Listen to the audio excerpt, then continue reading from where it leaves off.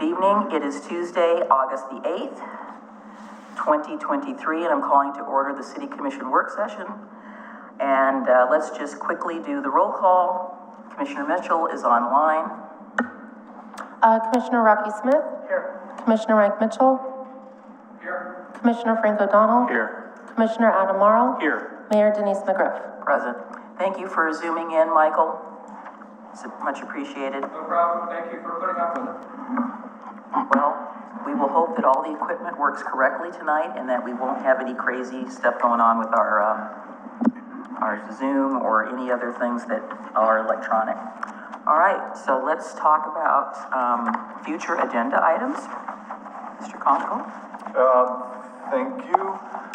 So in the packet, we included for September 6th, we're actually going to move that to September 12th and we'll have a fall shared youth path project presentation, Clackamas Park RV comp plan text amendment, and potentially Cayuse 5 tribute site on the regular September work session. October, there's a training. Could you stop for a minute? So you're saying you're moving the first one to The 12th. 12, okay. So there'll be Three items, okay. So what is on the 6th? Well, it's not really our regular. What we were worried about was urban renewal may be coming back a little more frequently, because the 6th would have been the 1 hour before the regular meeting. So we were trying to fill that time, but I imagine we're probably gonna have an urban renewal discussion at the first meeting in September. So we kind of bumped that one so that we would have that urban renewal space available if we need it. Not to be unkind, but I'm at a loss to what to discuss about urban renewal at this point in time. We have more, don't we have some follow-up information thank you for the coaster.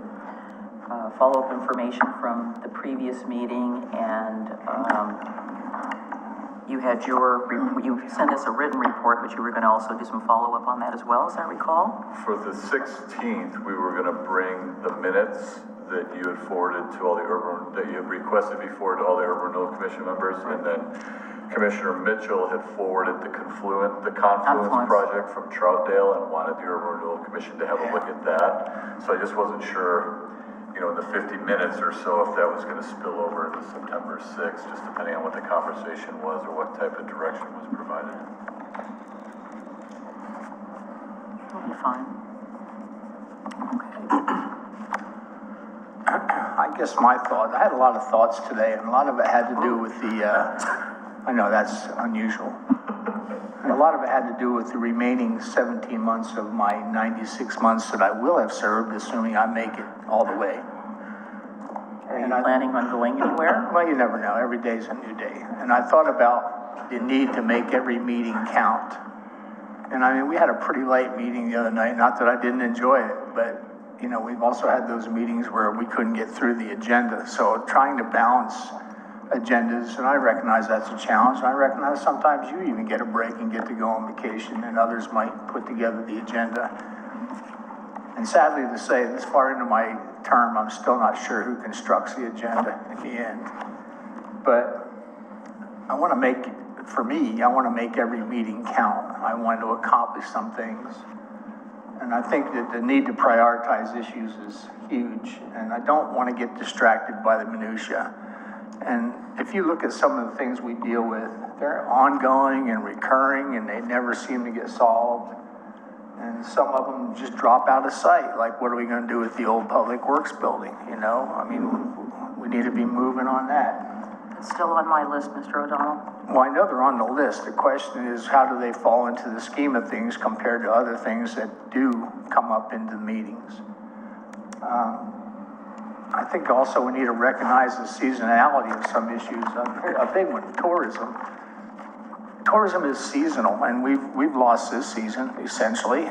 And that's not to criticize. I mean, it's just the fact of life. We need to get that destination DMO going. If that's our solution, then that needs to be a priority, because we're going to be approaching the off-season. We need to get it in place. So in terms of priorities, those are the things that I would move up.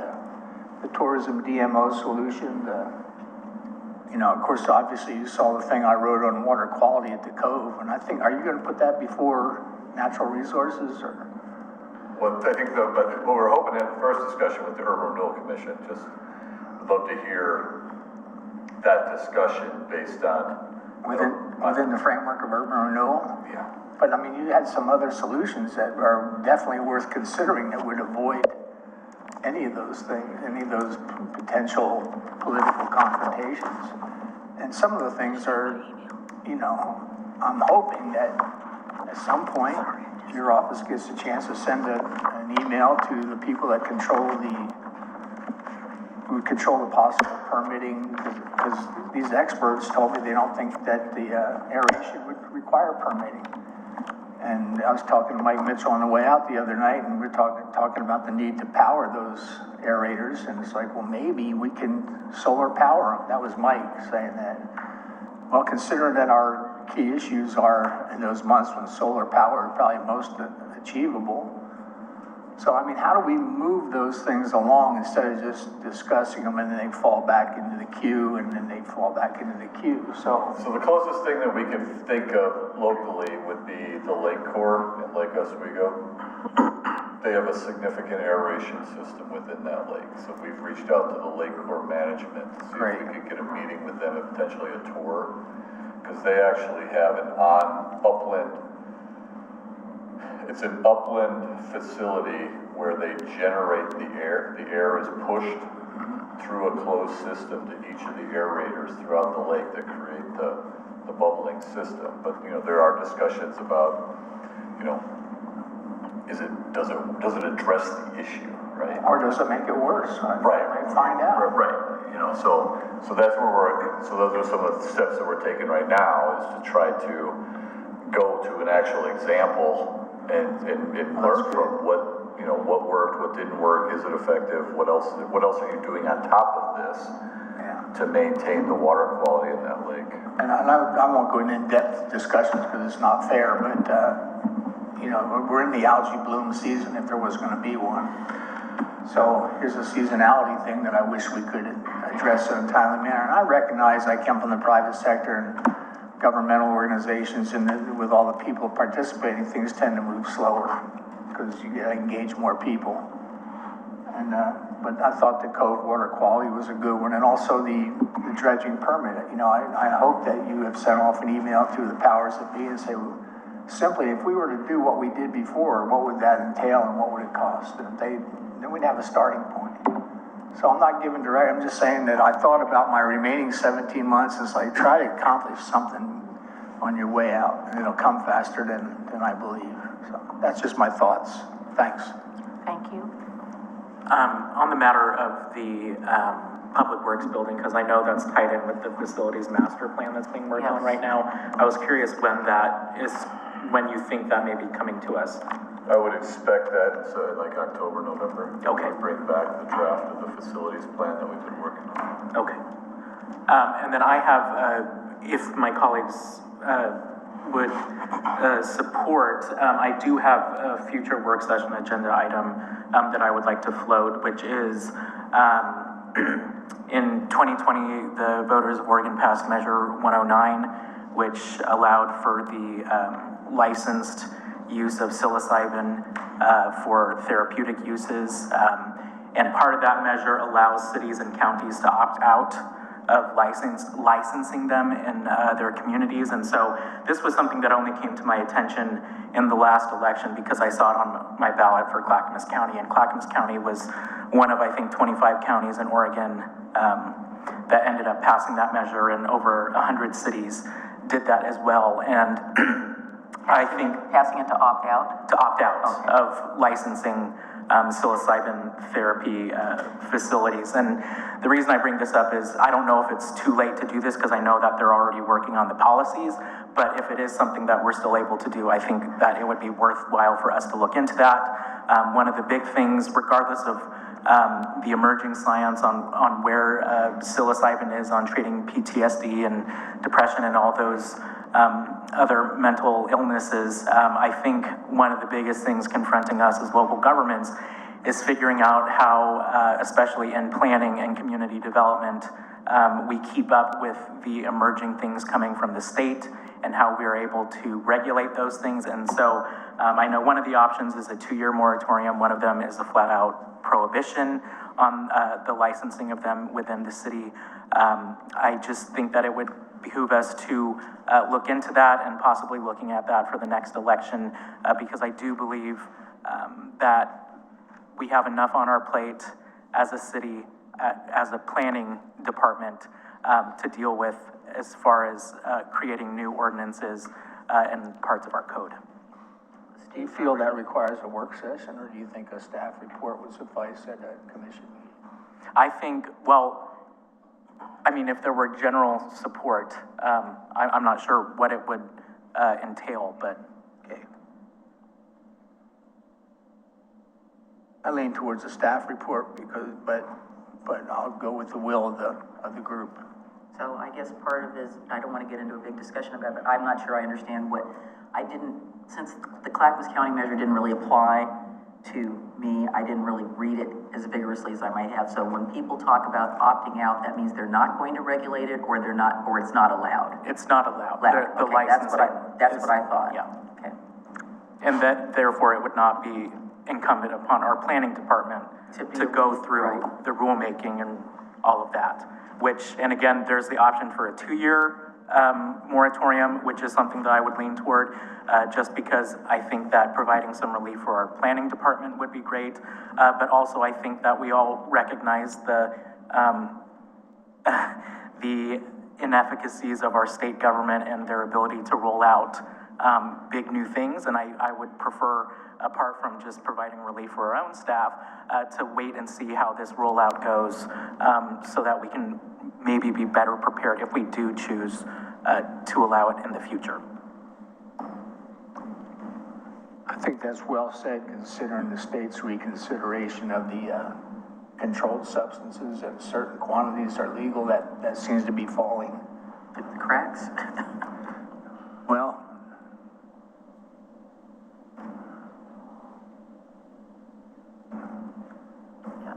in my mind, there's no quantity of oxycodone or heroin or anything else, no quantity that's legal. I would agree. It's not a question of how much, it's a question of it is or is not.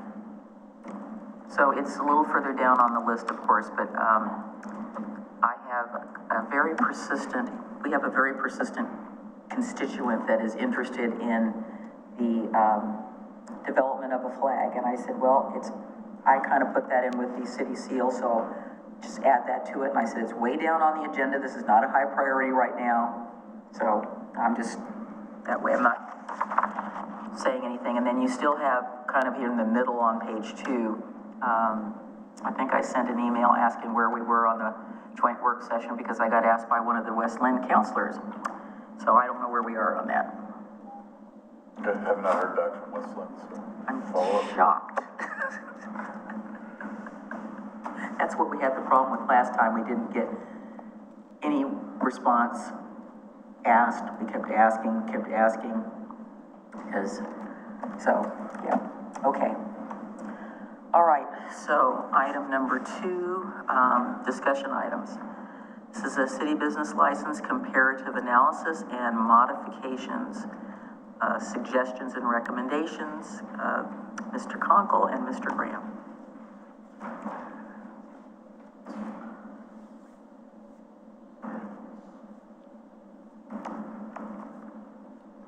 So this is bringing back, originally this discussion topic was centered around how we handle special public events or the farmer's market where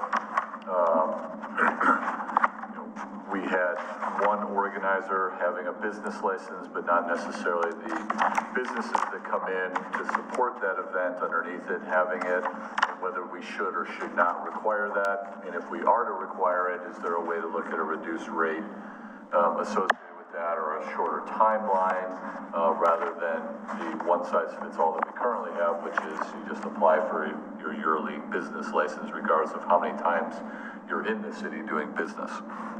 So I'll go ahead and turn this over to James to the work and looking at surrounding surrounding jurisdictions and how they kind of handle this as well to help facilitate the discussion and hopefully get some direction from the commission. Good evening, commissioners and city manager and colleagues. This was actually, for me, was kind of, although economic development is not a regulatory entity, I actually enjoyed this particular assignment because I liked talking with and enjoyed talking with all the various officials in the neighborhood, so to speak, about how they handle business licenses. And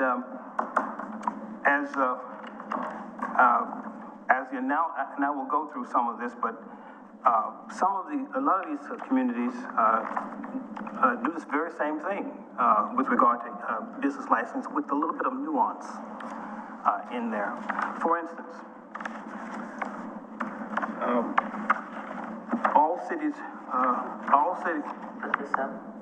What? Would that be helpful? It's up on the screen. I know it's your back is to it, but.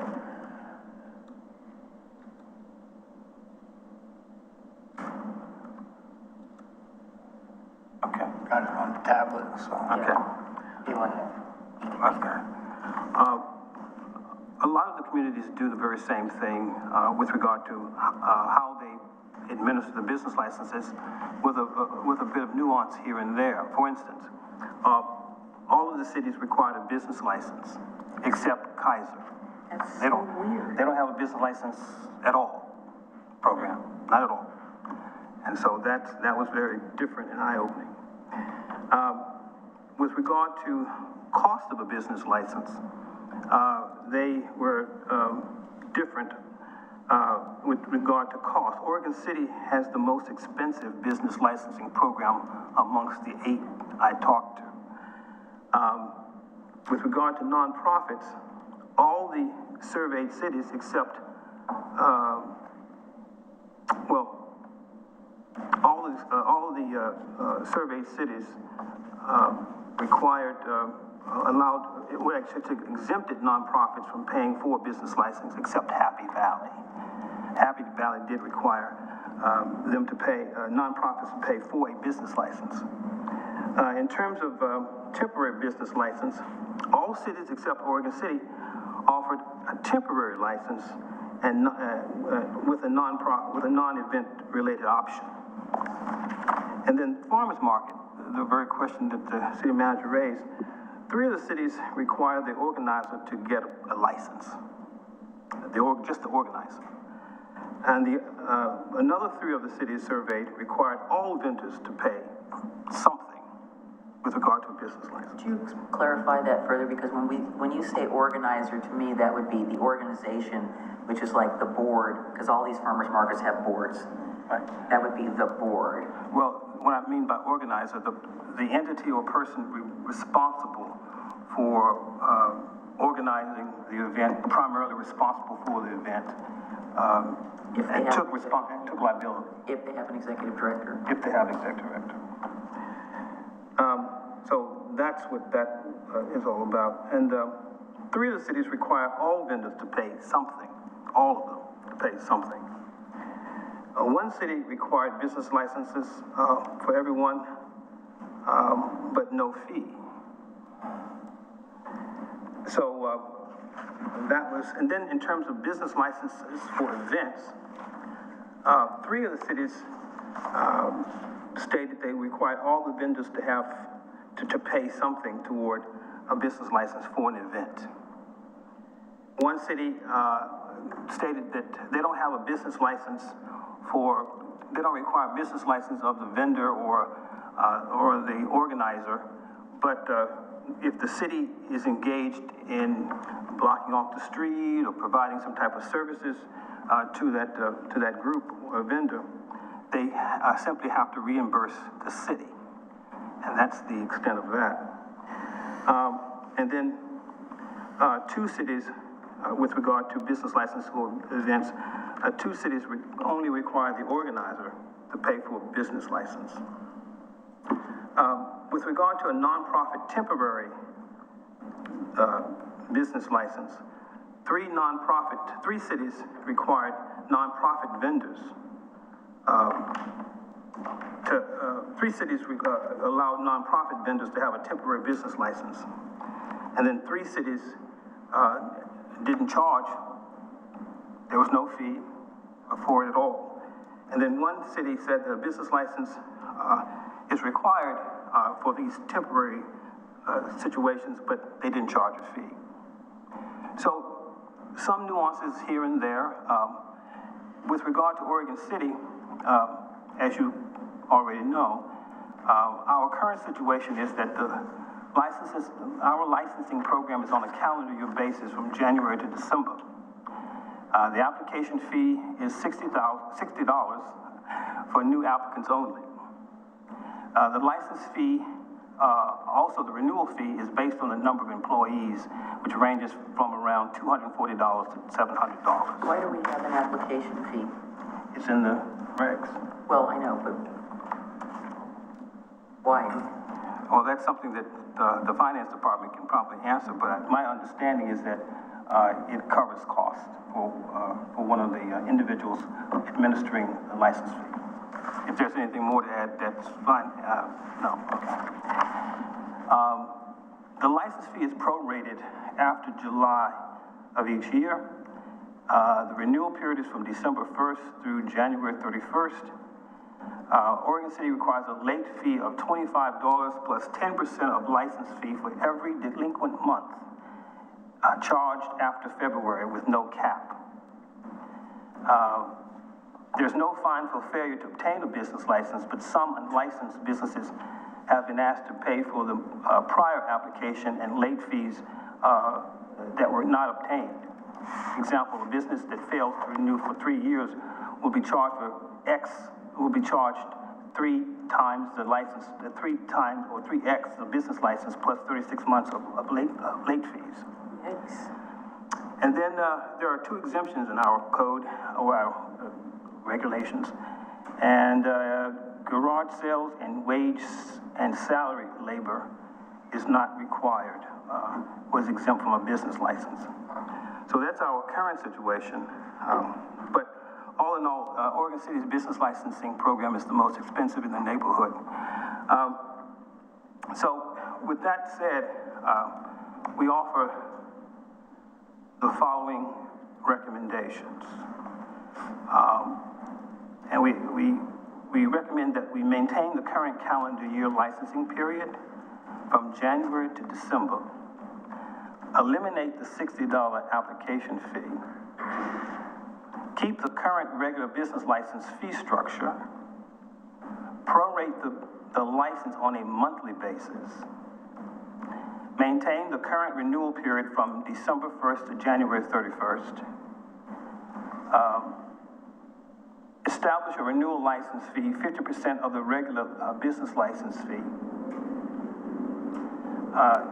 Charge a late fee of $25 per month beginning February 1st with a cap of $500. And with regard to the farmers market, require only the primary organizer to obtain and pay for the business license. Events in the public right-of-way require only the organizer to obtain and pay for the business license. Add a temporary business license category. We don't have one. Add a temporary business license category for vendors or businesses. 2-week temporary license for $50. No limit on the number of times a license is granted. Exemptions would include vendors that are not under the direction of the event organizer are required to obtain a business license. For instance, someone who just wants to sell apples and they're by themselves, they should get a business license. They should be exempt from business license. And maybe they want to sell those apples for 1 or 2 days, and that'll be that. Another exemption would be the existing one. Garage sales are exempt from a business license.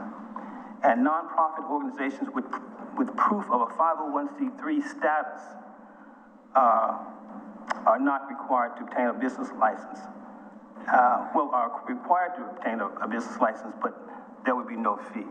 They would be required to obtain a business license with no fee. The The impact of this from a revenue standpoint is, of course, it will vary depending on what program changes actually take effect.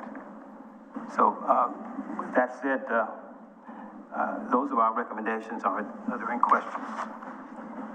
Questions? Adam? Frank? I have thoughts, but not questions. How about thoughts? Well, simply, I agree with the calendar year. That makes life simple.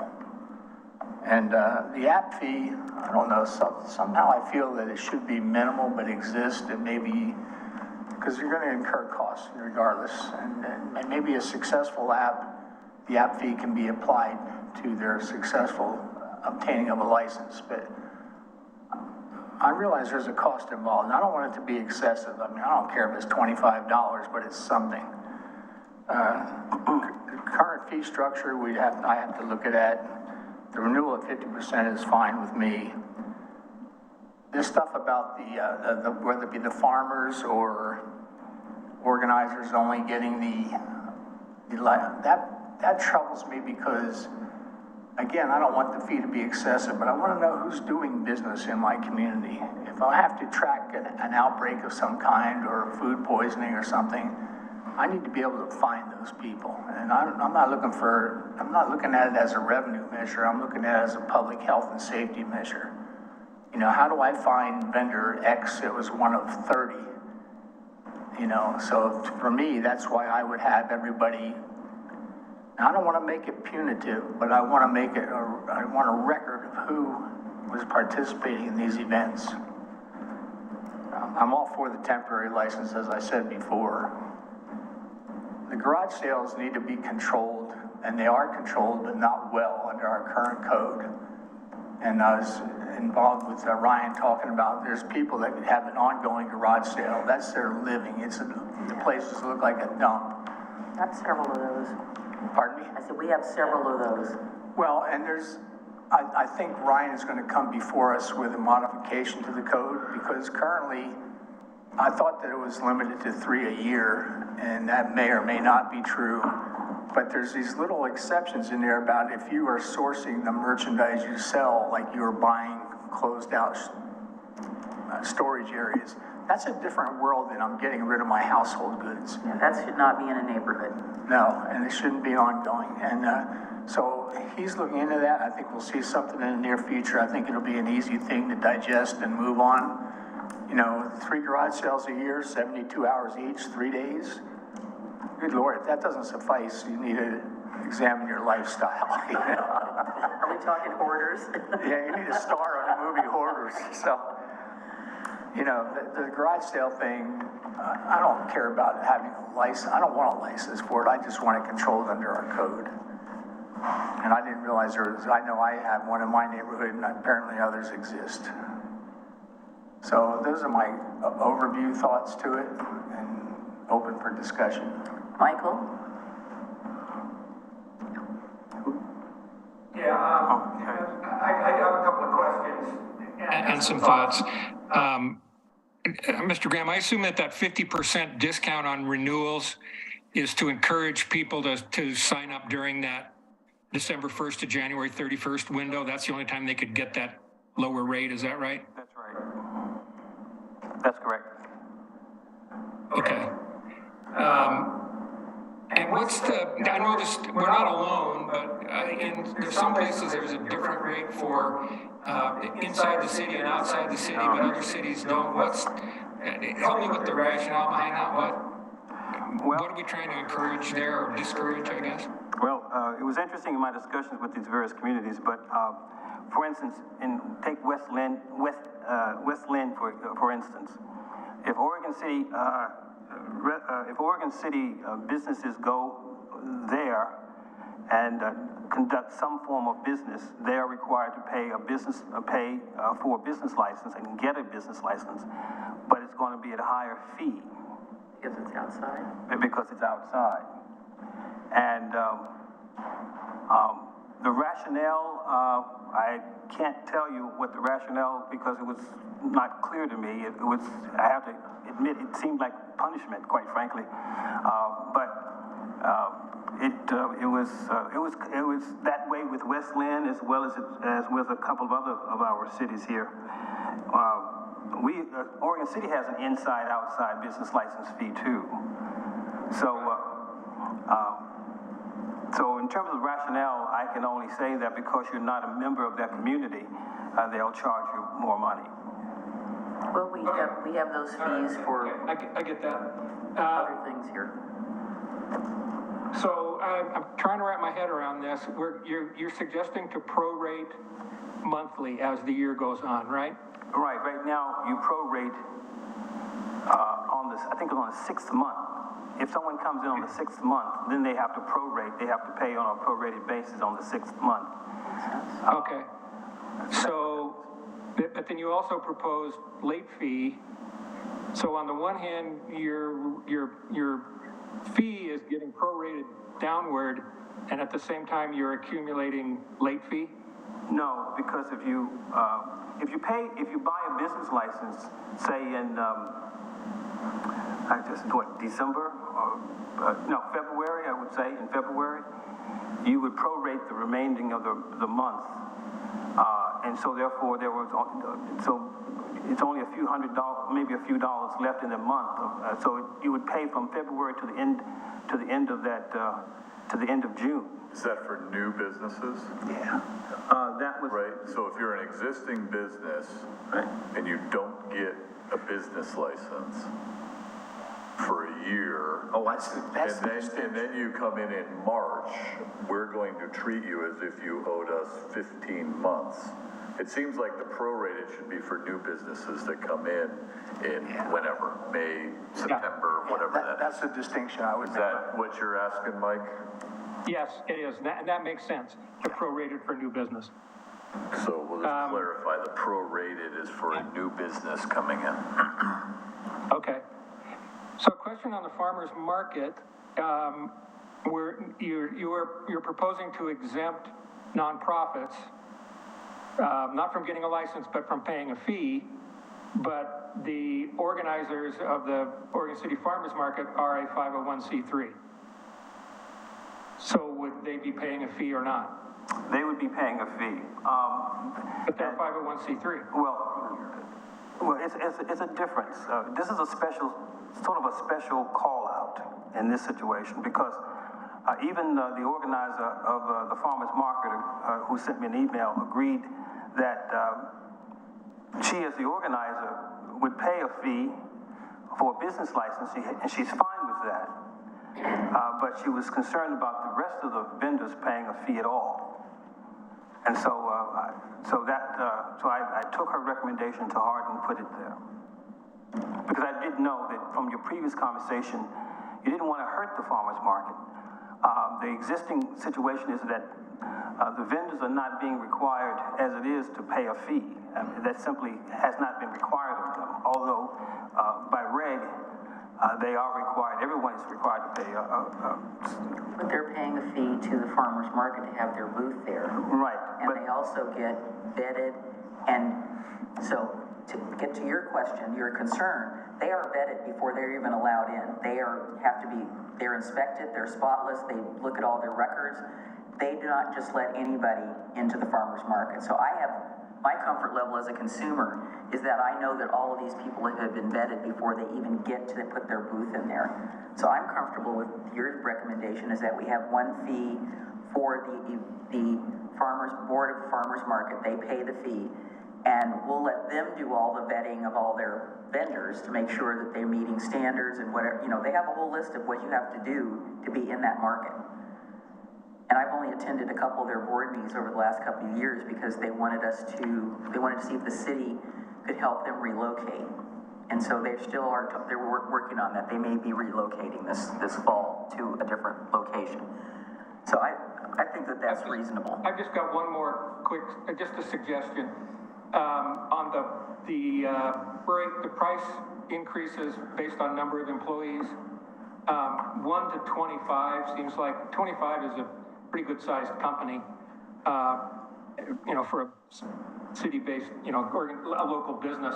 So I would suggest maybe we make that 1 to 10 for that lowest fee And then maybe, in order to avoid having so many categories, maybe it's over 50 is the highest fee instead of over 100. I don't know, I'm just throwing it out as a suggestion. I think for a startup company, you know, with a handful of employees, you know, paying the same amount as somebody that's got almost, you know, 24, 25 employees could be a little tough. One instance, That's Mayor? me. Now, keep in mind that just because you're required to pay a business license, what I'm trying to say, if you get a business license and you don't, if you require a business license and there is no fee required of the business or vendor, you can still do the regulations. You can still regulate someone. Just because they're paying a fee doesn't mean that you have an extra right to examine someone's health and safety. You still have a business license. You can still require a business license and not require a fee and do all the regulatory things that you expect to do of a business. So that addresses, I guess, your concern, Commissioner. I would respond to that, because I am a supporter of the farmer's market, and I'm a supporter of local events that involve a multitude of vendors. I don't know how the farmer's market vets. I've not seen a form. I've not seen a form that says ownership, contact information, insurance. You know, those are the things that I think you need to have. And I'm not trying to be, again, punitive on the fee, but you're going to incur some processing. And I don't even need to recover all that, but just something that says we don't have to go secondhand to get information from the farmer's market or from an event that was held. We have on file, here are the attending vendors at whatever the event is. They filed it, here's our information, contact, insurance, everything you need. And I think that has value in protecting your community. And I'm not looking at it for revenue. I don't care about the revenue. I care about the safety of the community. Is that something we could do by putting it on the organizer rather than each individual vendor coming in? You know, if it was, okay, if you're putting on an event. I hear you. Is that a way to get to where you need to be? Well, again, there's always a question of completeness of the information furnished, and you still have to do a review by staff to say, well, all I got here is a name and a phone number. Well, some of the vendors at the farmer's market are there once a month. Some of them are 2 times a month. I'm thinking of Diana, who does the chutney. She's there twice a month. She's not there every week. She alternates. So, well, first of all, I'm glad to hear that the knife sharpening guy had to get thoroughly vetted to be there. But We're city employees. I agree with the rationale that Commissioner O'Donnell just brought up. I think beyond just the safety aspect, it's also a matter of if there are economic development opportunities, having a list of the people who have done business here, I think could be helpful for the department. And so I don't really care if there's a fee on that, but like the city manager suggested, if it's on the organizer or if it's on just the individuals to do it, but not having a fee, is something that I would support, because I think that having that information is important for us as a city. Well, they already have it. So if we put it on executive director because again, it's going to change. During the winter, there are people who are there that are not there during the summer, so she might be turning in a list every month of who the vendors are for that particular time period. It isn't like they're the same people for the whole year long. Have you ever seen the information? I saw their form when I was at their board meeting. As I said, that's why I know they are vetted. They are vetted. Has the city seen it? Do we have it on file where we don't have to go search for it? I haven't seen it. I haven't seen We it. don't require it because we're not charging them anything now. That's not my point. My point is, whether it be COVID, if something originates at a food source, I need to be able to contact that person, and time will be of the essence. And I want it on file with the city. I recognize your respect for them, and I do too. I like what they're doing. But I also have an obligation to the community to ensure that we can respond in a timely manner if we have a difficulty. Would you find out? They're inspected by the health department. All right. Because I think they may be, I know I've seen down where the lady does the tamales or tacos, whatever, I've seen the health inspector, because I know who she is for our particular area. All in favor of getting solid information and not Yeah, speculating? I think, yeah, I just don't, I don't see the, yes, go ahead, Rocky. So we've talked about this before. So one of the issues, well, first of all, talking about everything is just one event. So then you have to decide whether or not you're going to make all the other events in the city follow the exact thing as the farmers market, or they're going to be different. That opens a whole can of worms. The issue with, and the farmers market is a little different because they, you know, it's a regular thing and they have returning vendors. It's a lot different than a one-time event. One-time event, the more hoops that the vendors go through, the less likely they're to attend the event. And I don't know if, I know all the events that I attend as a vendor, I don't remember ever having to fill out separate paperwork for a business license specifically, except for like the city of Portland or some big city. What do you have to do for them? You have to do a temporary Temporary business for license. that weekend. So like, if you're doing Rose City Comic-Con, it's, okay. And that's a big event, so they'll specifically say, as part of your application, you need to do this. Now, for smaller events, I think that's a lot to ask vendors to do if they're doing that every weekend and going to different events. I don't know, but small, I've never really seen them do that that much. I guess the other thing is when we talk about events, if you put all of that on the event organizer, so, I mean, if the event organizer has to get one permit for their event, that's not a big deal. But if the event organizer is now responsible for making sure everyone else has it, that's a huge deal. And that's something that is extremely difficult when you have 2 weeks till the event, you don't even know what your vendors are, right? Because your vendors pay up until, you know, a couple weeks before an event because they're waiting to find out whether the weather's going to be good or whatever. So that's a lot to ask. I mean, I think in terms of health department, the health department deals with those kind of things. If the event organizer, you know, pays for a general fee and, you know, everyone's paying into that, they have a record of all their businesses and everything. If there's something that happens, you know, Pioneer Festival or whatever festival it is, that there's a way to track that. But I think having every vendor do paperwork is that's a huge deal for the city to deal with. I'm not opposed to going there, but I think that's a huge jump. Well, I would say that Commissioner Smith speaks of that which he knows, being an event organizer himself. But I would also make the distinction between the wares you are selling. If you're selling a food consumable, to me it's a different level of exposure than if you're selling baseball cards or whatever. And, you know, from what I'm used to, even the health, you know, and this is for fire department or health inspectors for any event, they kind of pop in, walk around, and that's it. I mean, they kind of do a They have to do a check on their own and yeah. walk through, and it's, you know, they're not necessarily going through every single application and everything, but they coming do by, kind checking. of stop in and check in. Yeah, they're checking your water, they're checking whether or not you've got a quirk bleach solution, because they've got all their test equipment. Yeah. They are doing, if you're selling food, because I've But done what it. mandates that? The state of Oregon. The county administers the restaurant licensing code in each county, and they inspect every booth where there is food being sold and consumed.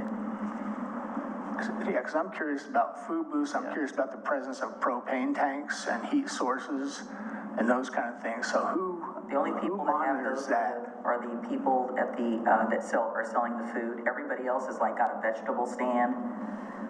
The people that sell the, alcohol, they have like a trailer. I've never seen any cooking. The only cooking I've seen is the guy that does the donuts and the people that do the tamales, and if there's a food trailer there. That again is under the county health code and the state. But is there a mandated provision that those inspectors will visit and walk that site and check? Yes, there is. See, I don't know that that's true. I am telling you, I have a food handler's license. I have been inspected every year by the county for the food that we sell at concerts in the park. They come through, they have their paperwork, they check everything to make sure it's cleanliness is next to godliness. They sign you off or they tell you, no, you can't be there. It is required. They have to do it. And I'm just saying for a fair know what type I'm event, when you got 20, 30 vendors there, do they all get inspected Yes. by those people, and does the fire Yes. department walk through? I've never seen the fire department, but I've seen every concerts in the park. The health inspector has inspected the Optimus booth, Red's thing or whether, who's ever selling snow cones, who's selling ice creams, whether they're packaged or not, they all have to have a permit from the county. The health, and it's the state that mandates that. The county does the work, they get the permit fee, they inspect, they have to. That is required. So when you talk about the farmer's market or anything else, and they fill out an application, they're vetted, do they list the fact that they're permitted by the county? I don't know if it's specifically on their application, but they have to go through county health inspection if they're selling something that that a person is consuming. Well, my question would be the the sequence of that. Do they do that before they are allowed onto the grounds, before they are They allowed? open up their booth, they come and do the inspection. They tell you that opening day, they're coming. They don't tell you when they're coming, but they're coming. And you need to be prepared for them to do an inspection, and they inspect everything. Like I said, they got down to the gnat's eye inspecting our bleach water solution that we were cleaning with. Good. They're testing it. She's taking temperature, they've got a thermometer, they're checking the, the heat of the meat or whatever, the guy in the red booth is selling, they're checking that. Like I said, I've seen them. That's being done. I don't think they're checking the fruits and vegetables, but like I say, because you're not really consuming those on premise. Some people do start opening their strawberries and they're eating them while they're walking around, but anything that you're eating that you might be concerned with any outbreak, that's getting inspected. So the question really is, from Commissioner O'Donnell's point of view, is that with regard to the farmers market, you stated that you would require them all to have a business license and pay a fee. And then from another perspective, from the farmers market's perspective, don't require us to have a business license. The organizer will pay for the business license and obtain that business license. But from your perspective, Commissioner O'Donnell, you see it also as it's not a money maker. That's not what you're after. You're actually after defraying cost and also having on record who's there. Yeah, I'm after traceability. There is no way that this is a winner cost-wise, no matter what. You charge 25 or 50, it's not. And I'm not even about the licenses. I'm about the traceability of the participants if we should need to get in contact with them. And I'd like to know what their, I'd like the very things I asked before. Ownership, contact information, phone number, email, insurance, whatever. If you're doing business, and maybe you don't have it, maybe you're just you're a limited liability corporation. List it. I just want you to have the information. If you have to respond, and it's a Monday, how will you get the information if you don't have it on hand in your office? And I'm not trying to I don't care about the money. I care about traceability. Commissioner Smith, what is your position with regard to the farmers market? Well, my discussion is not specific to the farmers market. It's about a fair type event where you got 25, 30 booths there. So I think you have to look at them all the same. I do look at them. Okay, well, I'd like to go through your list a little bit, so. Mr. Zook, so we charge an application fee. Is that application fee applied to the business license fee? Why are we charging an application fee? I know that the code says it, but that's not the question I'm asking. I'm asking, why are we charging an application? What is the purpose of that? So if we're vetting them before they apply for the business license, why are we doing that?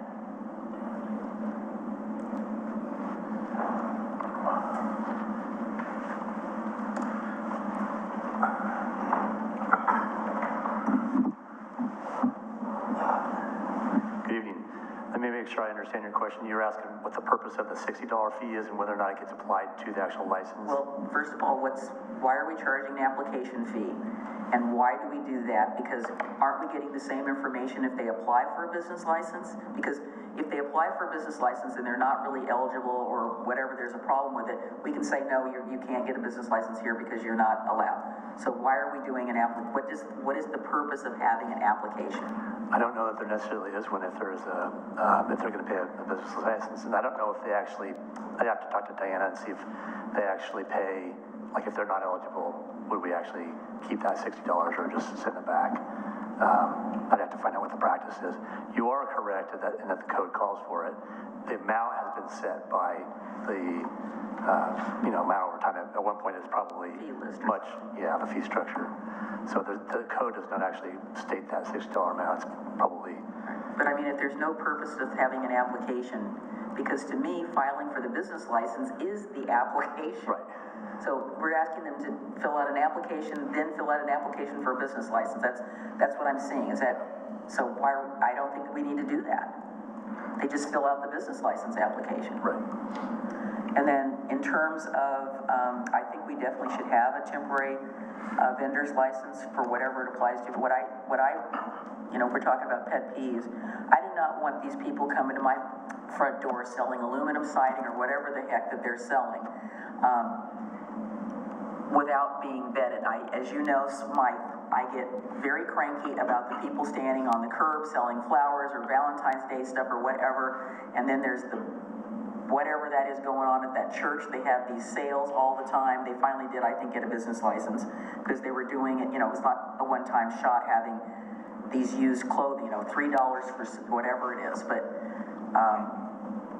I think that if they're going to do it on, more than once, then they need a permanent business license. That's what they're doing business in the city, and I think our community deserves to know that somebody's been vetted before, they knock at your door. I mean, I do get door hangers occasionally, somebody's going through and they're selling whatever, but they're not talking to you. But, I got just about a week ago, oh, by the way, 2 of your neighbors are now getting their bugs exterminated, and I'm always thinking, oh, sure, I go, well, who are those 2 neighbors, and then I say, do you have a business license?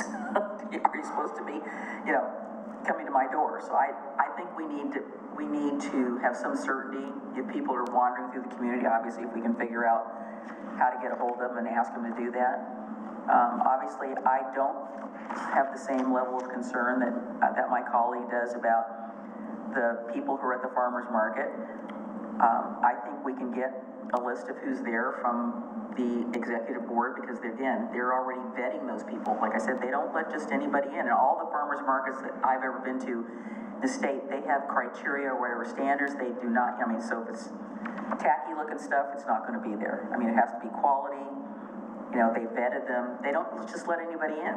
There's lots of people that would like to be in our farmers market, but they don't meet their qualifications or standards. And I'm satisfied that they've done enough vetting, and obviously knowing our previous manager, Jackie Hammond-Williams, I know she was pretty strict. Rocky's correct about business licenses for events. I think that is overkill to ask every single person. So if they're at the Oregon City Brew Fest, maybe the organizer of that, which is Oregon City Brewing, gets the business license, which they already have. But, we have the Brew Fest once a year. So, again, theirs probably being vetted as well. We're talking, the event, what's the one that's coming? It's the Three Rivers Artists Guild. They're having theirs, First City Art Festival this weekend. well, not, Three Rivers Art Festival. So they have vendors, they have an organizer, which is the board, and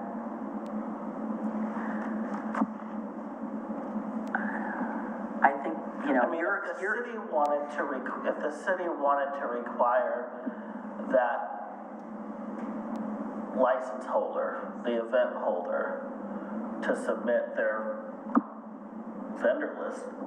I think we could The week of the event. I think we could do That's that. something, because then you have And you know who it is. Yeah. I think I that's just think reasonable. That seems like the simplest way, is to just Right. put it on the organizer to Yeah, to say, get the vendors list, yes. submit I mean, they have that. list the Friday before, whatever, 2 days before the Yeah. event. Right. And we would probably have 99%, I mean, You probably have and ask for, right, we want the business name, business contact, phone number, email, address. Sure. Yeah, they have You all know, that. they would have that. I mean, just reading through, the farmers market's handbook, it's pretty extensive, that the information that they're what I was saying. gathering before they'll even allow somebody to be a vendor at the farmers market. So it does appear they're gathering that information.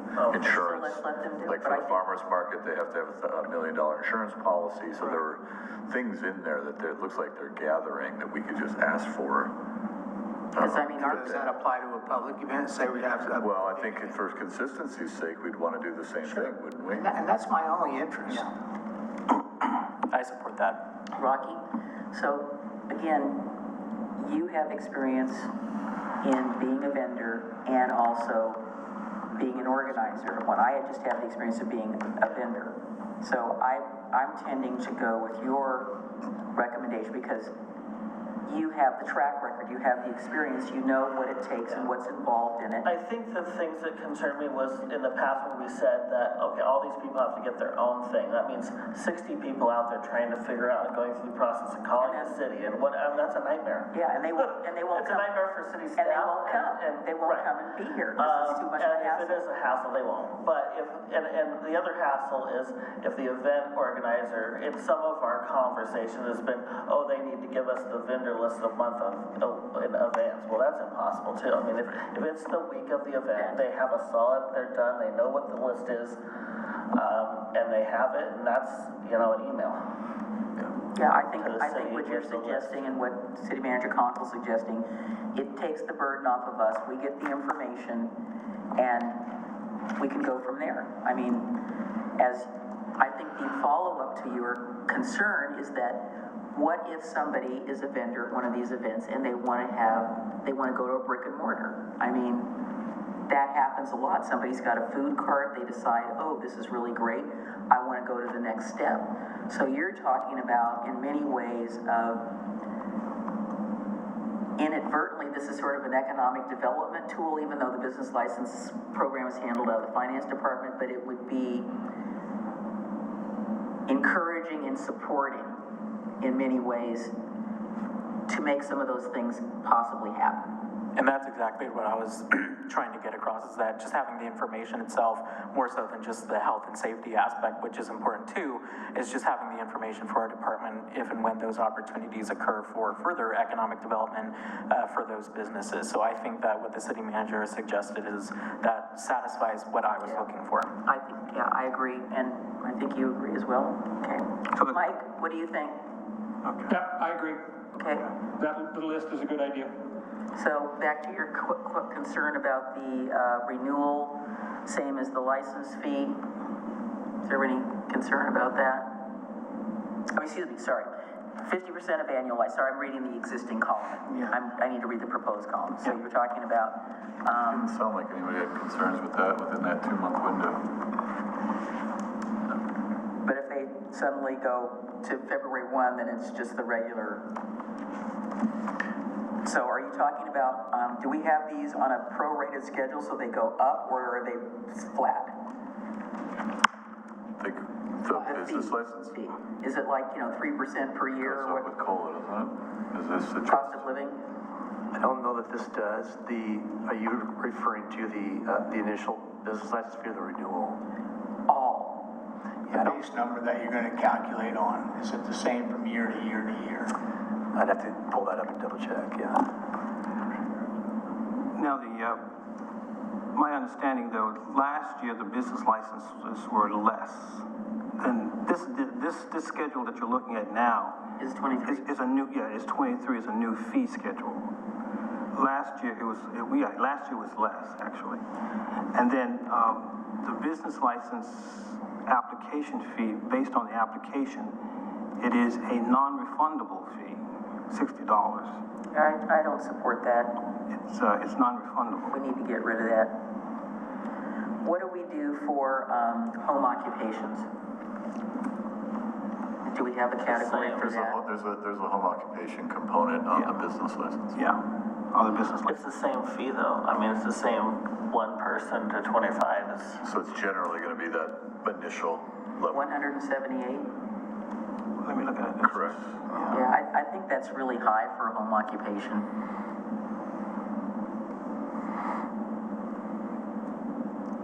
That's home occupation with no visitors to the site, isn't it?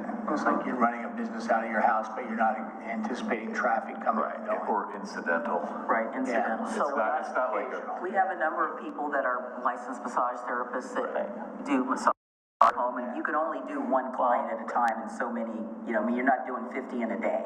You might have 3 or 4 people. Anything online, so like when I was doing, so before I had a store for my tours, I was paying the same fee for one person business out of my home. Yeah, I think The only difference was you had, you know, fill out a home thing for your landlord or whatever, but the fee was the same. I think we ought to have a separate fee for home occupation with, you know, one person. I just think that's expensive. It's a lot. Yeah, I'd agree with that. I do feel there should be an application fee, I'll say that, and only minimal. And once again, and I think I want to discourage, I don't want to call them frivolous applications, but people just apply. And, But they either are approved or not, so why would we fill out an application to fill out an application? That's what I'm trying to understand, why we do that. Now, the application fee goes along with your application when you submit it. But it It's a doesn't go fee to towards your us to business process license their fee. business license application. see, I wanted it to go towards, I wanted it to go towards the fee. If you were a successful applicant, it was applied towards your business That makes license. sense to me, but to fill out an application to No. apply for an application No. doesn't make any sense to me. I don't think that's what it was. Well, that's what I was asking Matt. Why do It we was have a an fee application for fee a if you're business filing for a application. business license For a business application? license. An application fee to get a business license. Right.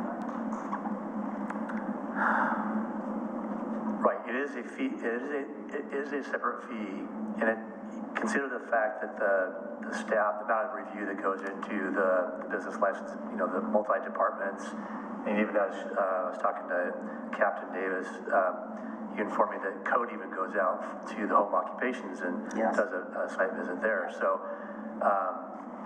and that's just a one-time initial fee when you open up your business, so I don't know exactly what the thoughts were in the crafters of the original ordinance, but that would be much like any other, the amount of work has to go into the review. I'm not saying I think it's, you know, justifiable, but I'm just saying that's probably what is, and it does not go towards the, you know, $178. It's What entirely I'm separate. trying to understand is if I want to apply for a business license, to me, that is the application. You're gonna review it, and it's either gonna be approved, Right. or it's not gonna be approved. Right. but then the second year, we don't have to go through routing it to planning, building, fire, police, Unless they change finance. something on their application. But the building's probably not changing. I mean, So- it's very, very rare that the use of an existing business changes so significantly from year 1 to year 2 that it kicks in a brand new review of a business that we knew nothing about trying to come into a facility that we know nothing about. So again, the question I'm asking is that if you're applying for business license, do you submit the initial $60 and then you get billed the rest of it, or is it a separate form? That's what I understood you said. It's a separate form of $60 that you pay, and then you file for a business license. Fees. So that's what I don't understand. Why are we making people go through a 2-step process? If you apply for the business license, wouldn't we do the review then? It's not approved until we say it's approved. So you do your review, oh, wait a minute, we can't have this because this isn't allowed in the city, so I'm sorry, you can't have a business license. Right. And that's why I would allow that payment to be ascribed to the full payment. If you had a $25 application fee and the license was $125, you were a successful applicant, your 25 goes towards the 125. That makes sense to me. Having two separate things sounds like, An application for an application is that's what I the worst said. of all worlds. It doesn't sound right. You're either gonna get the license or you're not getting the license. So successful applicants get this credit towards their license. But on the form, it's non-refundable. Well, we wouldn't be refunding it, we'd be applying it to their business license. Right, you'd be And this applying. $60 here is not getting applied to their business license. Right. It's just, Yeah, because you're gonna review it either way. yeah.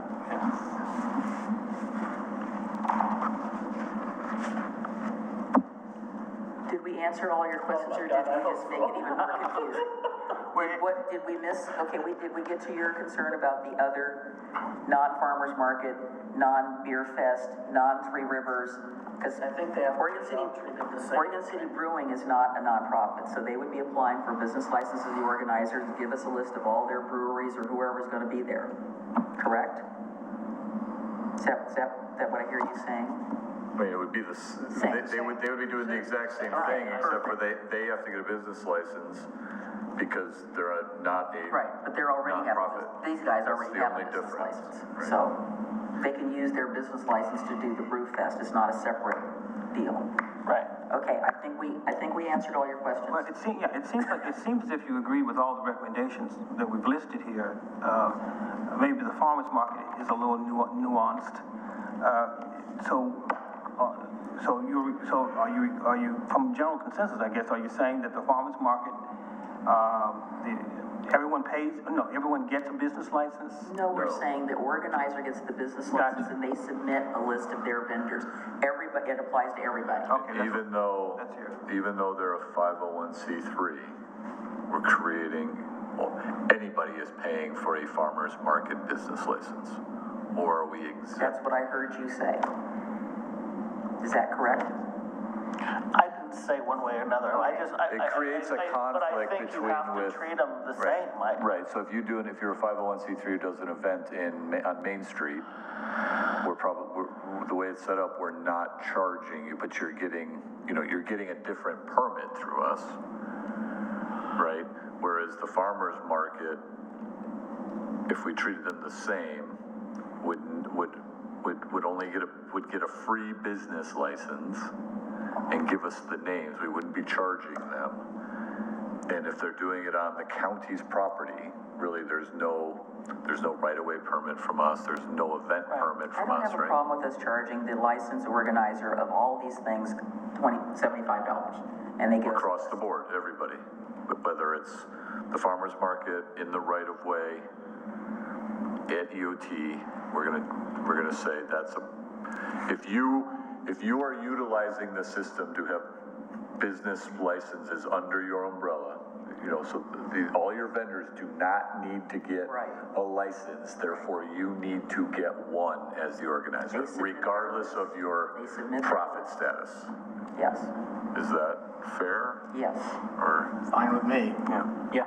They submit their list to us, like you said, the Friday before or whatever it is, or like the farmer's market, they rotate, different people come at different times. So whatever that list is for that particular, unless there's some people that she could put on the list, oh, these people, they come twice a month. They're gonna be here, here, and here. These people only come, one-time shot. Can I ask a question? So are we talking about charging 501c3s a license fee only if they're an event organizer? correct. Okay, so, example from personal experience, Optimus Club. So we have that trailer. Do we have to pay a business license fee, or do we get an exemption as a 501c3? We get a business license, but we don't have to pay a fee. If your trailer is at the Main Street event, then Main Street pays that fee. If your trailer is at concerts in the park, then the city, whoever's got that permit is, That's, Well, that's where it's interesting, if you look at. it's a city-sponsored event, they're It's not- some of these other jurisdictions, they specifically said if it's a city-sponsored they event, don't. no, they there don't. is no business license required, I right? would So I agree mean, with I guess that. that's something we can put, that the commission can debate whether they think that's appropriate or not, right? I'm fine with that. We put on concerts in the park, we're not charging ourselves a business license fee, it's Right. already our I event. realize, but now all of a sudden we're gonna say, if we put on concert in the park, the 6 vendors that come there are under our permit, Right. right? And they Yes. don't have to get a business license if they're coming to that event only, right? So we're just trying to get Yes. That's what square we as said. to what we're saying here, realizing as our own event organizer, we usually don't pay some of those, we don't get a business license. We are the business. Okay? I would note that garage sales are controlled under city code as a separate matter. So then what about, How did we get back to what garage about solicitors? I can't let it slip through. That's my big, I don't know how are we gonna regulate a solicitor? well, we're gonna have 7 days a week code compliance, so, I'll be calling up and going, hey, there's this guy running around selling. I mean, as soon as they walk onto private property, I suppose they're a solicitor. If they stand on the public right of way, they can, you gotta first, I don't know, I can bring up the attorney here, but I'm That's a not sure little what we're. excessive, I think. I've suggested to ODOT is they put some sort of obstruction there like they do under their freeways to keep people from standing there. It is just an accident that is waiting to happen. I do not like that. It's So- just dangerous. So if the Blues Brothers came to town in a Bluesmobile, Okay. and were driving down the road with their megaphone, would you require a business license? Is that like they're being Soliciting are they being a Pied Piper? Sorta. I'm They beyond asked them, caring. are they, what, That's right. Well, Is that I a mean, violation of the noise code or? what's the difference between every car that has advertising on the side of it that says, call my company to do this or come to my restaurant here, right? Not I mean, soliciting, they're just There's a difference between advertising. actively and passively. Yes, Sure. yes. Yeah. Advertising. But if they're selling, if they're on the street just selling apples, then you would require a business license of, Temporary business Or license. solicitors, we used to have it in the code as solicitor's license. That's a peddler, I guess. Yeah, or peddlers or whatever they're peddling, whatever it is, I don't think our public needs to be subjected to that kind of stuff. So I actually thought that selling on the street is illegal completely in Oregon City. You may be right, I think you're right. I don't think it's allowed. And I think we should look further into what Commissioner But O'Donnell that's a said whole nother. about these garage sales. I don't think it's, because it was the same, remember not too long ago, food carts completely were not allowed. Yeah, It was they were anything digging up on for the any- right of way. On any public space was Well, they're not pulling up their truck in front of business XYZ in their roundabout and But I selling. even think when I looked that up, even like ice cream trucks were, which we don't enforce, but We used there to was have a an lot of ice cream things- guy I that know. drove up and down. I know, but I don't think it was illegal. He had a I business don't think it was license. legal. He had a business license. Yeah. Because I know Jean Elliott mentioned that. She says, oh, the ice cream man, he's got a I business know, license. but we also issued business license to street vendors, but we didn't allow street vendors. Yeah. So that was the whole time when we were, just because we issued a business license doesn't mean it was legal. So the other, Proposing to reduce the fee on the business license applications. Are you proposing that these fees be less? well, I guess the other thing we heard was separate out home occupation with a separate lower fee, and then potentially reduce the spread on the size of the business, so we would really have one, let's say 1 to 10, 11 to 50, 50 to 100, 100 plus, something like that for consideration, instead of the current 1 to 25, 26 to 50, 51 to 100. And a separate one for 100 plus. home ocs. And then a separate one for, That was pulled out separately too. Yeah, home occupations. okay? So one person should not be getting a raw deal there. Okay, I think we're done with this. Yeah, I think we Is there anything else? Did we beat it to death? I think you did. Okay, good. All right. So that's, Close. I appreciate that. All right. So next we have review of the city commission rules and procedures. We need a quick break. No, just go ahead. I'll just grab a bottle of water. All right, thank you all for having me today for my first staff report, I believe. Oh, no, you've done one before. Have I? Election stuff. That's true, yeah. There was one on the election, so my second. Or third.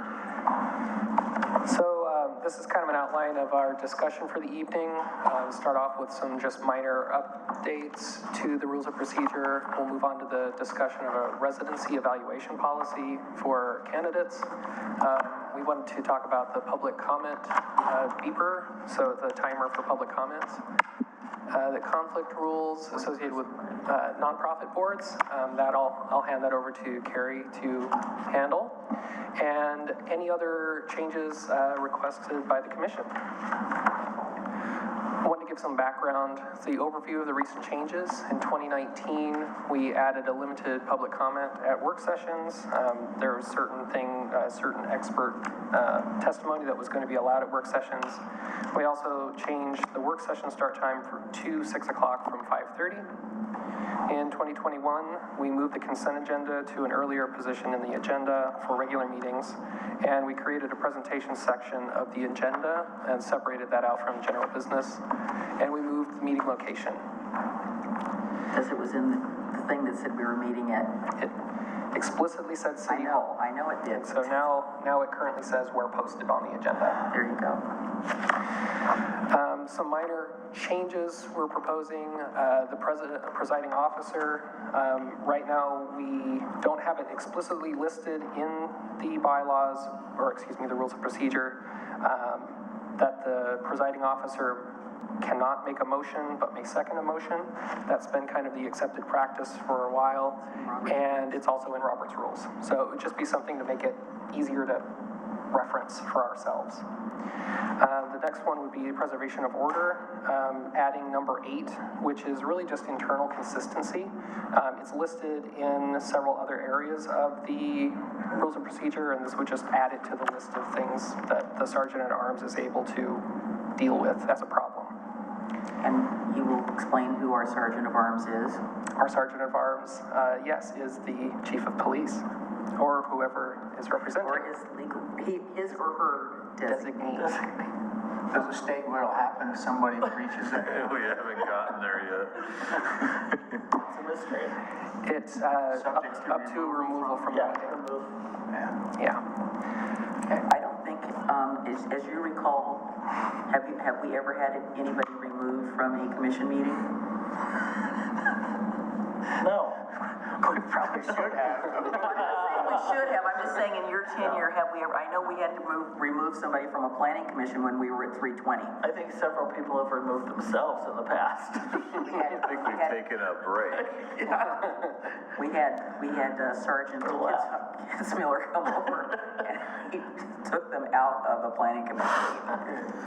Yeah, I know. And the next one is, we've been doing this for a while as well, having 5 minutes allowed for representatives from neighborhood associations. It's currently listed in the public hearings section, but we don't have it in our general requirements or general rules for citizen comments. So we're proposing to add that since we already do it. And also preservation of order. This is just rewording something that's already in, it's actually in the same section as the part I was talking about just a second ago. It's just rewording it. When I read it the first time, I got a little confused with the number of ors in the sentence, so I just thought we'd fix it a little bit. Anyway, if you guys had any feedback on those. No thoughts or feelings? Well, I think the disruptive behavior gets into when people start yelling. And we've had that unfortunately happen. And All right, so I would say the one thing that I find disrupts decorum is if people are in the audience and they start clapping. I just don't support that. You know, it's not I mean, well, maybe to some people it's a show, but it's not. yeah, you might be able to address that under the current rules with disruptive behavior already. I mean, it was brought up by another commissioner. Clause is not by specifically myself. mentioned in there somewhere. Oh, excessive clapping. Yeah. Well, that's disruptive behavior. That kind of disrupts the quality of the meeting. And I know people can get emotional because sometimes when they come up, it is very emotional. Yeah. We'll move right along. This conversation is kind of the beginning of probably a longer conversation, but it's something we haven't talked about before, and it would probably be useful to talk about these qualifications since it's in the charter. Are you talking about on page 3 of the staff report? I'm just trying to follow along where you were. Sorry, I don't have the staff report right in front of me, but Talking about Oregon City Charter, Chapter 13? yes. Okay. And I also have it copied on the PowerPoint presentation. No person shall be eligible for an elective office of the city unless at the time of his election he is a qualified elector within the meaning of the state constitution and has resided in the city during 12 months immediately preceding the election. This commission shall be the final judge of the foregoing qualifications and election of its own members. So what we were proposing is to kind of elaborate on that. Our current practice for qualified electors is a registered to vote in Oregon City, and we confirm each candidate with Clackamas County elections. We request the registration date and address to provide additional evidence of the 12 months of residency. Would the voter registration have to be 12 months as well? It would raise questions if they were less than 12 months. Okay, so you're saying specifically that also has to be 12 months? It doesn't have to be. Doesn't have to be, because we can rely on other ways to demonstrate that you've lived at a location for 12 months in Oregon City. Just because you decided you never wanted to vote before, you let your voter card lapse. Or maybe That's they not, never Or if you're 18, it's not, or if you're 18 and running. right, it's not the only way to demonstrate. And in the past, this has come up with certain candidates. We would actually notify them that they were not registered to vote after they submitted their form, and we would ask them to go register, otherwise we would not certify them as a candidate. And so far, they've always done that. The other one is resided wrong in... with that. Not being registered to vote. To run for some, okay. Does that prohibit you from serving in office? No, I'm just saying it just seems a little odd. Well, it is, but Yeah. then from voting for yourself, it's now a criteria for. Wait, you're allowed to do that? I'm just kidding. I'm kidding. You mean vote for yourself? I am kidding. Vote for whoever you So want. our charter says that you need to be a qualified elector within the meaning of the state constitution as residing in the city for 12 months immediately preceding the election. So a qualified elector only has to do with residency, not voter registration? Or does that mean It's you're the other way around, actually. You have to be able to vote on the day of the election. Oh, on the day, okay, well that. Because it's at the time of his election, he is a qualified elector. So the candidate would need to register to vote prior to the election. To be a qualified elector. To be a qualified elector. So they must be registered to vote to qualify That election. So if you're a 17-year-old and you expect to turn 18 before the time that you are sworn in, but after the election,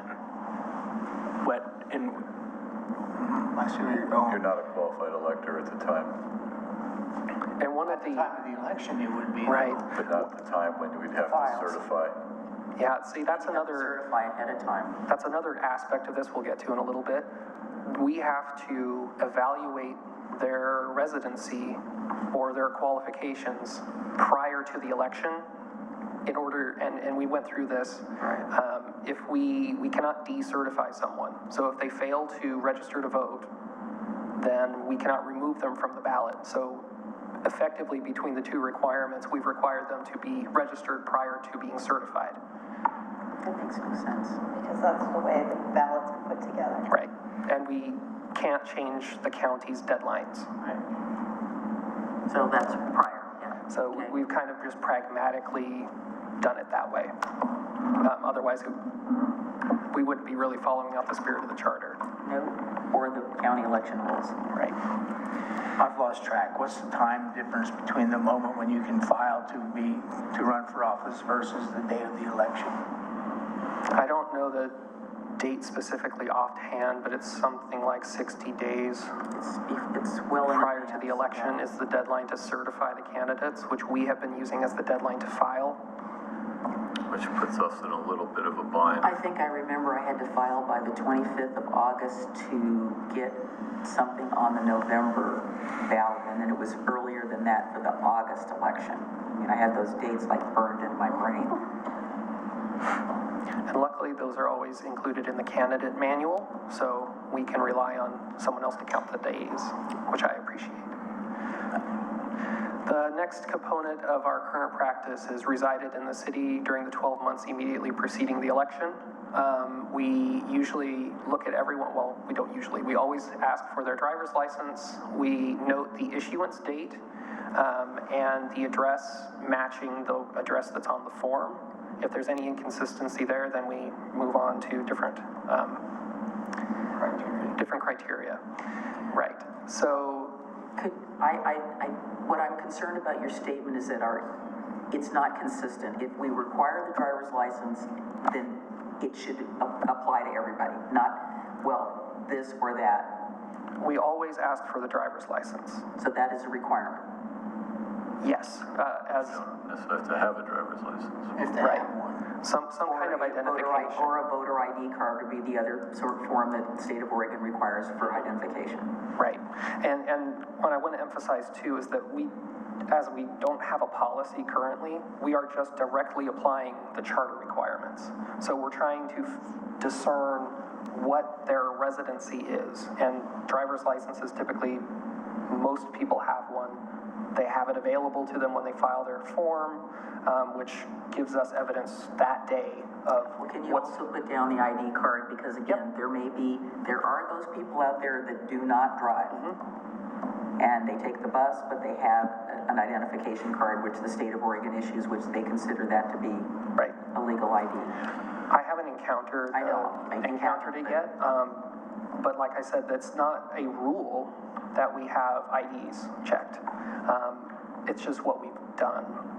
And we haven't had to ask the question, what other forms of identification would we accept? And in that circumstance, I think it makes sense to accept whatever they have. But like I said, we haven't encountered that yet. And so the next part of that process is if there's an inconsistency in the addressing between the form and the driver's license, we would move on to different forms of residency evidence. What we've been citing to for our list of possible things doesn't directly apply to cities. It's the state version, so they actually have a list of factors to look at for determining someone's residency for state elections. So yes, we ask candidates, if the addresses don't match, to provide us with these items, any of them that are available. I don't know if you want to take a look at those. Where they receive mail has typically been the one that we use the most frequently. Where they're licensed to drive, obviously their driver's license, DMV records, immediate family has not been something we've used. Address from which the candidate pays utility fees. And that's the one I take exception to, because I don't think that is a valid identification, because anybody can put any address they want on a utility bill and they can pay it. It doesn't mean that they live there. Right. And I think obviously we had a possible situation with that coming up. That's not any indication that you live in that place. And one thing that's a little bit difficult, the statute that we're looking at is the following factors. The elections official may consider the following factors. So it becomes really a judgment call. So you may not also consider that. We may not also consider. So it's kind of some sort of majority or 80%-ish rule. Feels like an annexation.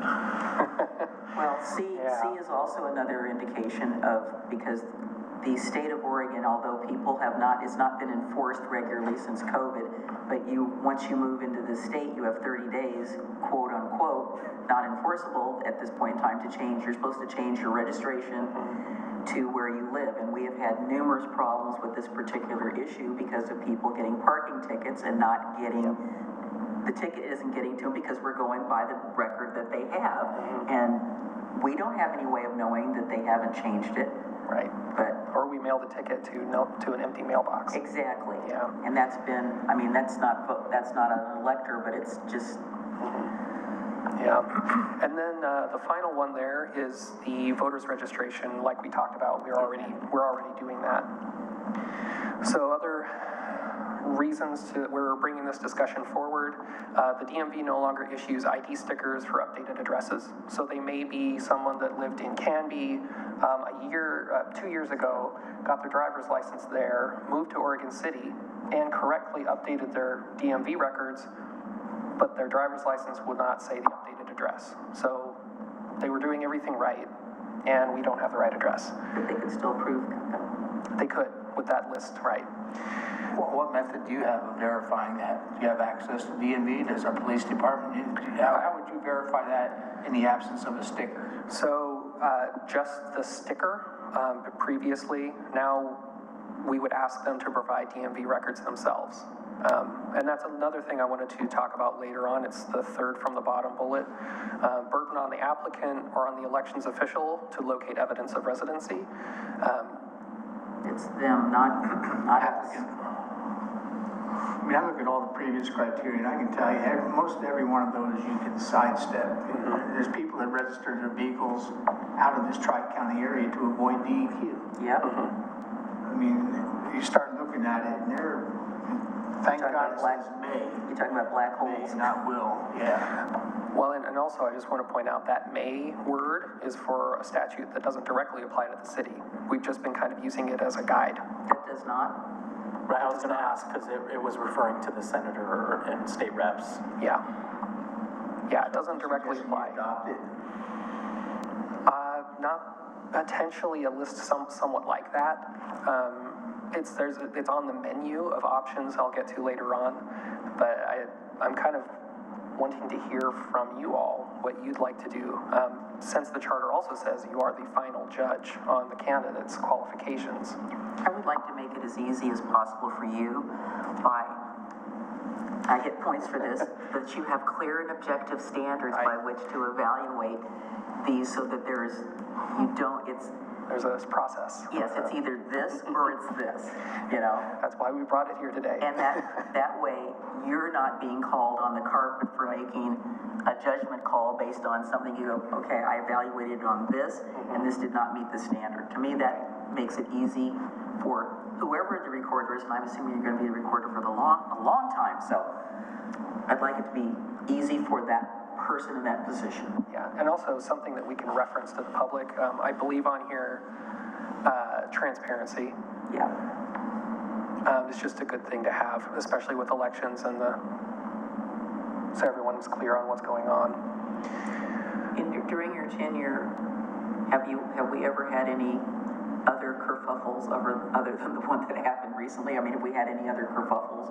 I can remember. During Katie or I remember one. Or Leilani or. And then one when I first started here. I remember two, maybe in the 20-some years. I recall a story about one where they were living with a partner and they were not registered or anything to live here. And I believe the commission ruled on that one as well. I know there was one under Katie where the person listed their address as Oregon City, but they were in the urban growth boundary, not in the city limits. Because again, it's that old, I live in Oregon City because I have an Oregon City mailing address, but they really didn't. Yeah, and we would have caught that one. Yeah, that one did not get caught right away, but it was a situation. So. Well, the other thing, I don't know if you've gotten to this yet, is the timing. Yes, that's the last bullet down there. The strict deadlines enforced by the county. We have a limited time to determine residency at the moment because the certification deadline is effectively our filing deadline. Pragmatically, I've said 4 o'clock on that day, because that gives me enough time to physically drive over to the county and file the letter. That's how we actually submit the candidates to the county, is just a letter signed from the city recorder. Is that enough, is that an adequate amount of time? An hour is the bare minimum. Because I know sometimes you get the caravan of cars going up Malala Avenue. Yeah. And it'll take you 15 or 20 minutes to drive from here to the court, to the county I think clerk's office. it puts us in a horrible position. I don't think it's adequate. I think 3 or 4 o'clock Not is, election challenge. on a Friday, it's just tough. And it's usually like a Thursday or Friday. And the scenario that's the worst to me is someone shows up at 3:30 with evidence that may or may not It's questionable. qualify it. We don't have enough time for an emergency meeting to certify it. Inevitably, I have to make a call before that. What do you think would be reasonable? 7 days. I have a, So right now, so for the May 21-24 primary, the deadline for candidates to file is, per the county, is March 21. So it's That's for a race that has a primary. It's 60 days 60 roughly. days prior, okay? Right, Yeah. and that's when we would have to have our candidate list. Given to the or county. anything else Given to to the, the by county, close of 60 days, business on that March 21st, right? So if we were to say, the local would be, give ourselves 7 days, somebody can submit at 5, and then we have those 7 days to review the application. If we have to have an emergency meeting for the commission to make the final decision, gives us time to have that meeting, write up the results. I mean, I would assume they can be appealed to the circuit court. You know, you And we can potentially, resolve it that you way. potentially get an emergency meeting before Can you that, hear this, Mike? that last day.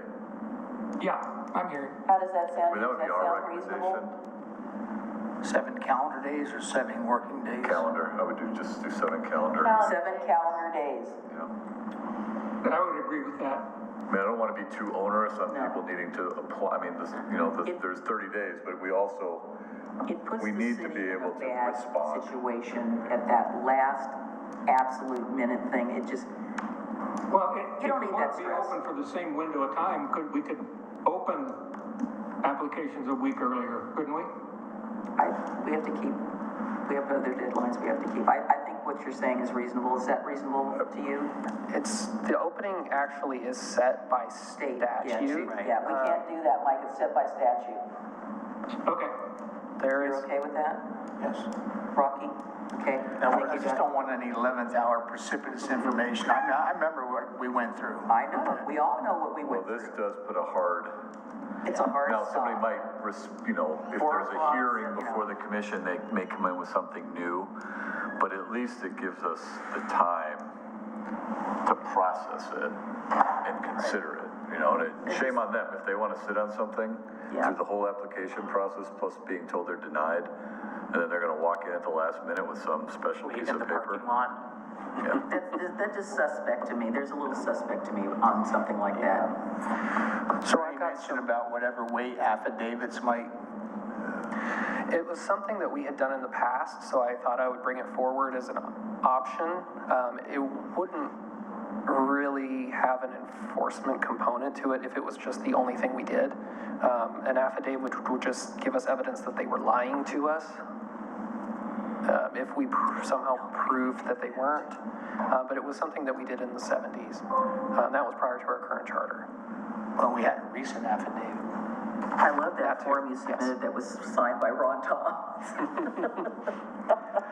But yeah, I do have some, In and of itself, but it may help to establish the truth of the matter is what I would say. Yeah, well, we never got any contrary evidence that that affidavit was incorrect, and so that was It's helpful. the, as they say, the proof of the pudding. It was like, okay. Yeah, you know, You know, and I guess I would phrase it to prove the truth of the matter offered. right. and I do outline. Can I Yes, throw go something ahead, out? Mike. There's probably 15 different legal reasons why we couldn't do this. But just to throw out there, could we make the municipal judge the final determiner? I think our charter says Yeah. that it's the Take the commission. politics out of it? We would have to make them the interim judge because the charter says the city commission is the final judge. So at the moment, I am the interim judge, or at the moment? You qualify or not. Yeah, I make a decision and then, unless there's issues, it's not We're brought not to the final partisan, judge. Michael, so we're not bringing politics into it. I'm fine with the way it is. Just You- wanted to throw it You're out there. well versed on Thank election you. law, that's your job. It is my, Yeah, he is the first person to adjudicate it, and then Yeah. if there's an appeal, then it comes to us.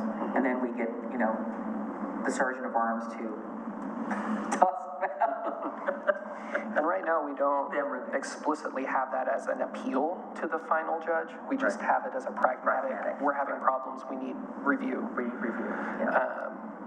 But we could definitely include that as a option in the policy that we adopt, or don't adopt. Well, and the city recorder is even further removed from us than the municipal Court judges, judge, so. because we are exactly. So it's fine with me. Yeah, I'm fine with it the way it is. I did Okay. go ahead and outline some potential ideas that I had come up with, going from the most restrictive. I know you had kind of gotten consensus on the 7-day deadline. If we were to do approval at the city commission level for the entire slate, I would recommend having that deadline before the final city commission regular meeting, before the filing deadline. I think you're fine as being the arbitrator of the final slate. I don't think we want to do that. Yeah, just, I okay. think that we need to keep that separate unless there's some sort of an appeal. We should be the last resort. Okay. One thing I want to point out is that if they did appeal to you, your decision would have to occur before the filing deadline. Right. You'll make that happen. The next is just more restrictive, requires submission of more supporting documentation at the time of filing the SEL. The questions then would be how many, what kind, do we want a continuous 12 months or just the at least 12 months? So the way we've been processing driver's licenses, if their date of issuance is more than 12 months, then that would be enough. If it's less than that, we would ask for more information, like documents that are more than a 12-month period. Of course, if somebody were to live here in February, move away in March, then come back in April, that is not a continuous 12 months. And so under our charter, they would not qualify. But we would have evidence saying that they were here for 12 months, even though they were not. Well, if the charter says it's continuous 12 months, then a break in it is not continuous. I mean, isn't that just logic? And that's an evidentiary question. We don't have evidence of every 12 months if we just require it at least 12 months. If that makes sense. Sorry if that might be a little confusing, but. So what standard are you using for those that work out of state, but they can still maintain their residence in Oregon? Would that be tax documents or what would Be it something like a military person, active. There's contractors too that work out of state. If their driver's license is an Oregon driver's license and they're receiving bills in Oregon City and they're registered to vote here, they would be considered an Oregon City resident. The other more restrictive thing would be to confirm the address with city utility billing information. You'd mentioned your concerns with that. The account name and the SEL 101 address. It wasn't being confirmed with our utility billing. I believe there were other utility bills that were being submitted that stated that that's where it was alleged that they were there, but they really weren't there. And like I said, you can get a utility bill in whatever name you want to put in there. It doesn't mean that you... Or the other way around. You do actually live there, but the apartment is rented to someone else, or they are the ones paying the utilities. But there are other things that you would be looking at that show that you have a residency there. Right. Then there'd be other things you could provide, like tax returns. Something that could be a little bit less restrictive, like we talked about, is the form, the example that I'd attached. The other concept is just codifying what we're already doing. And if you have any other ideas, I'm willing to incorporate those as well.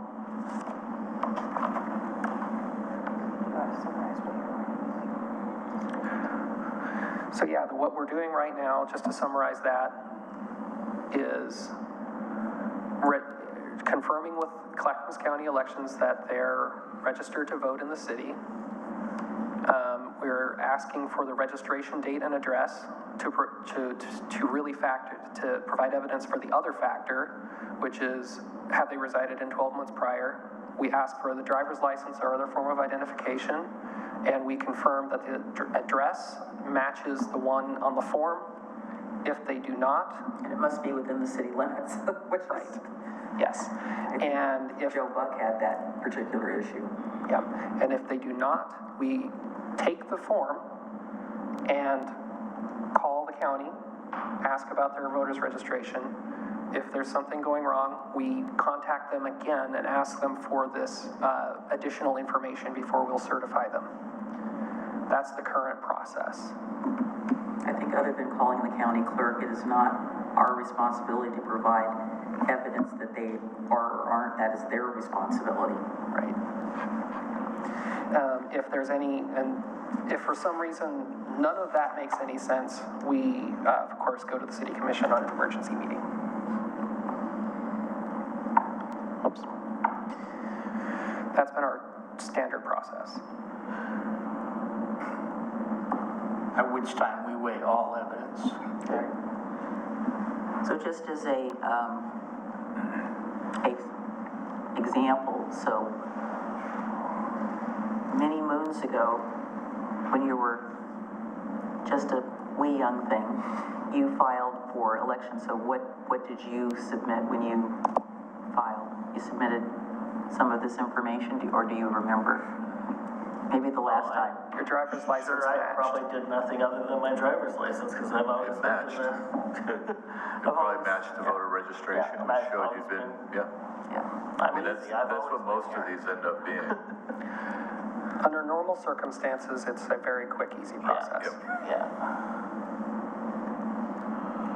It's when there's something Discrepancy, off. I think I brought in 4 different things for you. The more the merrier. Well, yeah, I figured overkill wouldn't hurt. Okay, where would you like to go? Anything else, Michael? Not on this subject. Okay. Rocky?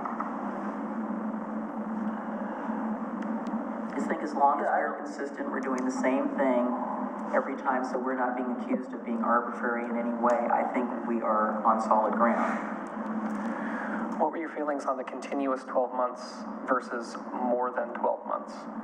Should we, if somebody's address has issues, Continuous 12 months or more. are we going to ask for a utility bill or a piece of mail for every month for the prior 12 months? Well, it says you've got to be a resident for 12 months. It's not saying it's alternate 12 months.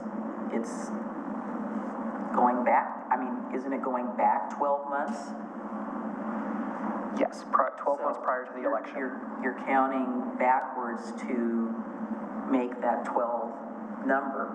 So to me, it seems like, isn't that continuous? I mean, it's not interrupted 12 months. Right. We've just not typically always required a continuous chain of months. So if somebody were to bring in something prior, like 13 months ago, we would take that into account. Right, but you're weighing that with all the other, Right. all the other Right. information. So like in the one case we had, if they had a bill from a year ago and in the middle and the end, we wouldn't expect them to show 12 months. We're making assumption with that It's continuous. that with their other documentation, that's enough, that's sufficient. If it was just a couple pieces of mail We have March. that were stale, that probably wouldn't be enough, I don't think. I want to ask a little bit about what you said, other evidence. So the other evidence we would have in that circumstance would be a driver's license with an address in Canby, a voter's registration in Oregon City, a bill from 13 months ago, a bill from 6 months ago, and you would be comfortable with that being enough?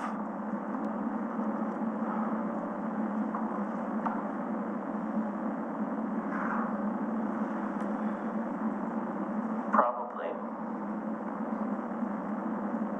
Y'all agree with with that? Individual as the commission as a whole, I don't know. I wanted bulletproof. No, It just I wouldn't be protects comfortable with that. everybody. You would not be? If I understood it No. correctly, it could have been moving around, and I don't see that as proof of continuous residence. I mean, the key word is continuous. And I'm also curious about that require a form of testing. So the applicant fills out that form, signs it. Is there any penalty specified for a false statement underneath it? There would not be. I was wondering if the code might have a general making a false False statement. statement would disqualify the candidate. Well, yes, except for how are you gonna adjudicate that? I mean, Well, we adjudicated it before. Well, I think, no, you can adjudicate the sufficiency of the affidavit, but if it comes out a month later that the person perjured lied, what is going to be the ramification? that's what he's asking. That's what what he's you're That's what asking, he's and the asking. answer is, I'm not sure. Because I don't think that there is I can't think of a way to have an enforcement mechanism. Isn't there one under state law? I'd have to look. I'd have to look. I know there's, if you put a false statement in the voter's pamphlet, you get, Yeah. But I'd have that's to never look. happened. I'd have to look. I mean, could we put something in the code? Yes, we could put something in the code, but what exactly would that something be? Sergeant of Arms comes in. It would be difficult. So I'd want to look at the state law to figure out what the enforcement mechanism would be for I wouldn't rely solely submitting on an false affidavit. statements. I'm not sure if, Well, I wouldn't either, but what I want to avoid, what we all want to avoid is the need to decertify a previously certified candidate. That is a that's, yeah. That's what we would definitely want to avoid. That's why I think having more time for you in the office to deal with this, that way it can be like you don't even get there in the first place. Right, and I don't think this is gonna be a case where you're just going to have an affidavit, right? You're gonna have an affidavit, you're gonna have some utility bills, you're gonna have a package of things, and when you view all that whole package together, does that lead to a conclusion that the 12 months have been continuous, or does it not? And that is the judgment call, and that's why we've got all these factors that allows for a variety of pieces of paper. I wouldn't recommend that the candidate just signs an affidavit and leaves it at that, because then we've got... Never. The other thing I'd want to mention about that affidavit or form, it could be an easy way to encapsulate whatever policy we have is like a checkbox. That could go down saying, I've submitted a driver's license and of this and of this. The other thing I wanted to bring up is currently utility billing records are exempt from release for public unless they're waived. So that could be something we add to that form as a waiver for any of the submitted documents can be released publicly. Like the mayor, I'm not a big fan of utility bills as an indicator of residency. I still think, do you have to be a member of the electorate, a registered voter to run for office? Yes, under the charter. Yes. You have to be registered to vote. Doesn't the state of Oregon require that as well? Not that I know off the top of my head. Well, I know there was that whole bugaboo with the guy from New York, he said that he owned property here, You have to be a resident. He said he was a resident, but then his tax statement and voter's registration was someplace else. He was not registered to vote in And Oregon. that's where this statute actually is in force. In that circumstance, the Secretary of State would be applying these Criteria. And that's what happened, and then Right. it went to the court. Yeah, it went to the court because he said he was and he really wasn't. He wasn't able to show it because he was paying taxes in New York, he was voting in New York, he didn't vote in Oregon. It was like, oh, God, okay. So that all makes sense. So we're talking about a deadline earlier than the Yes. current deadline? Yes. 7 days? Yes. We all said yes. An affidavit / form? I'm not totally sold on that yet. Well, it sounds like there's agreement on a form that has a check the boxes Yes. of, Checkbox, yes. these are the types of things that may go to the factors, and Right. here are the factors It was that a the form with a reporter will checkbox, yeah. use in the event of a discrepancy between the voter registration and driver's license. And do we all agree on that list of documents? Well, they'll be weighted differently due to their ability to be relevant. Which ones would you weigh the heaviest and the least? So utility bills, I've heard, is the lowest, lower. Personal mail is probably the one that we use the most frequently. And not pre-sort.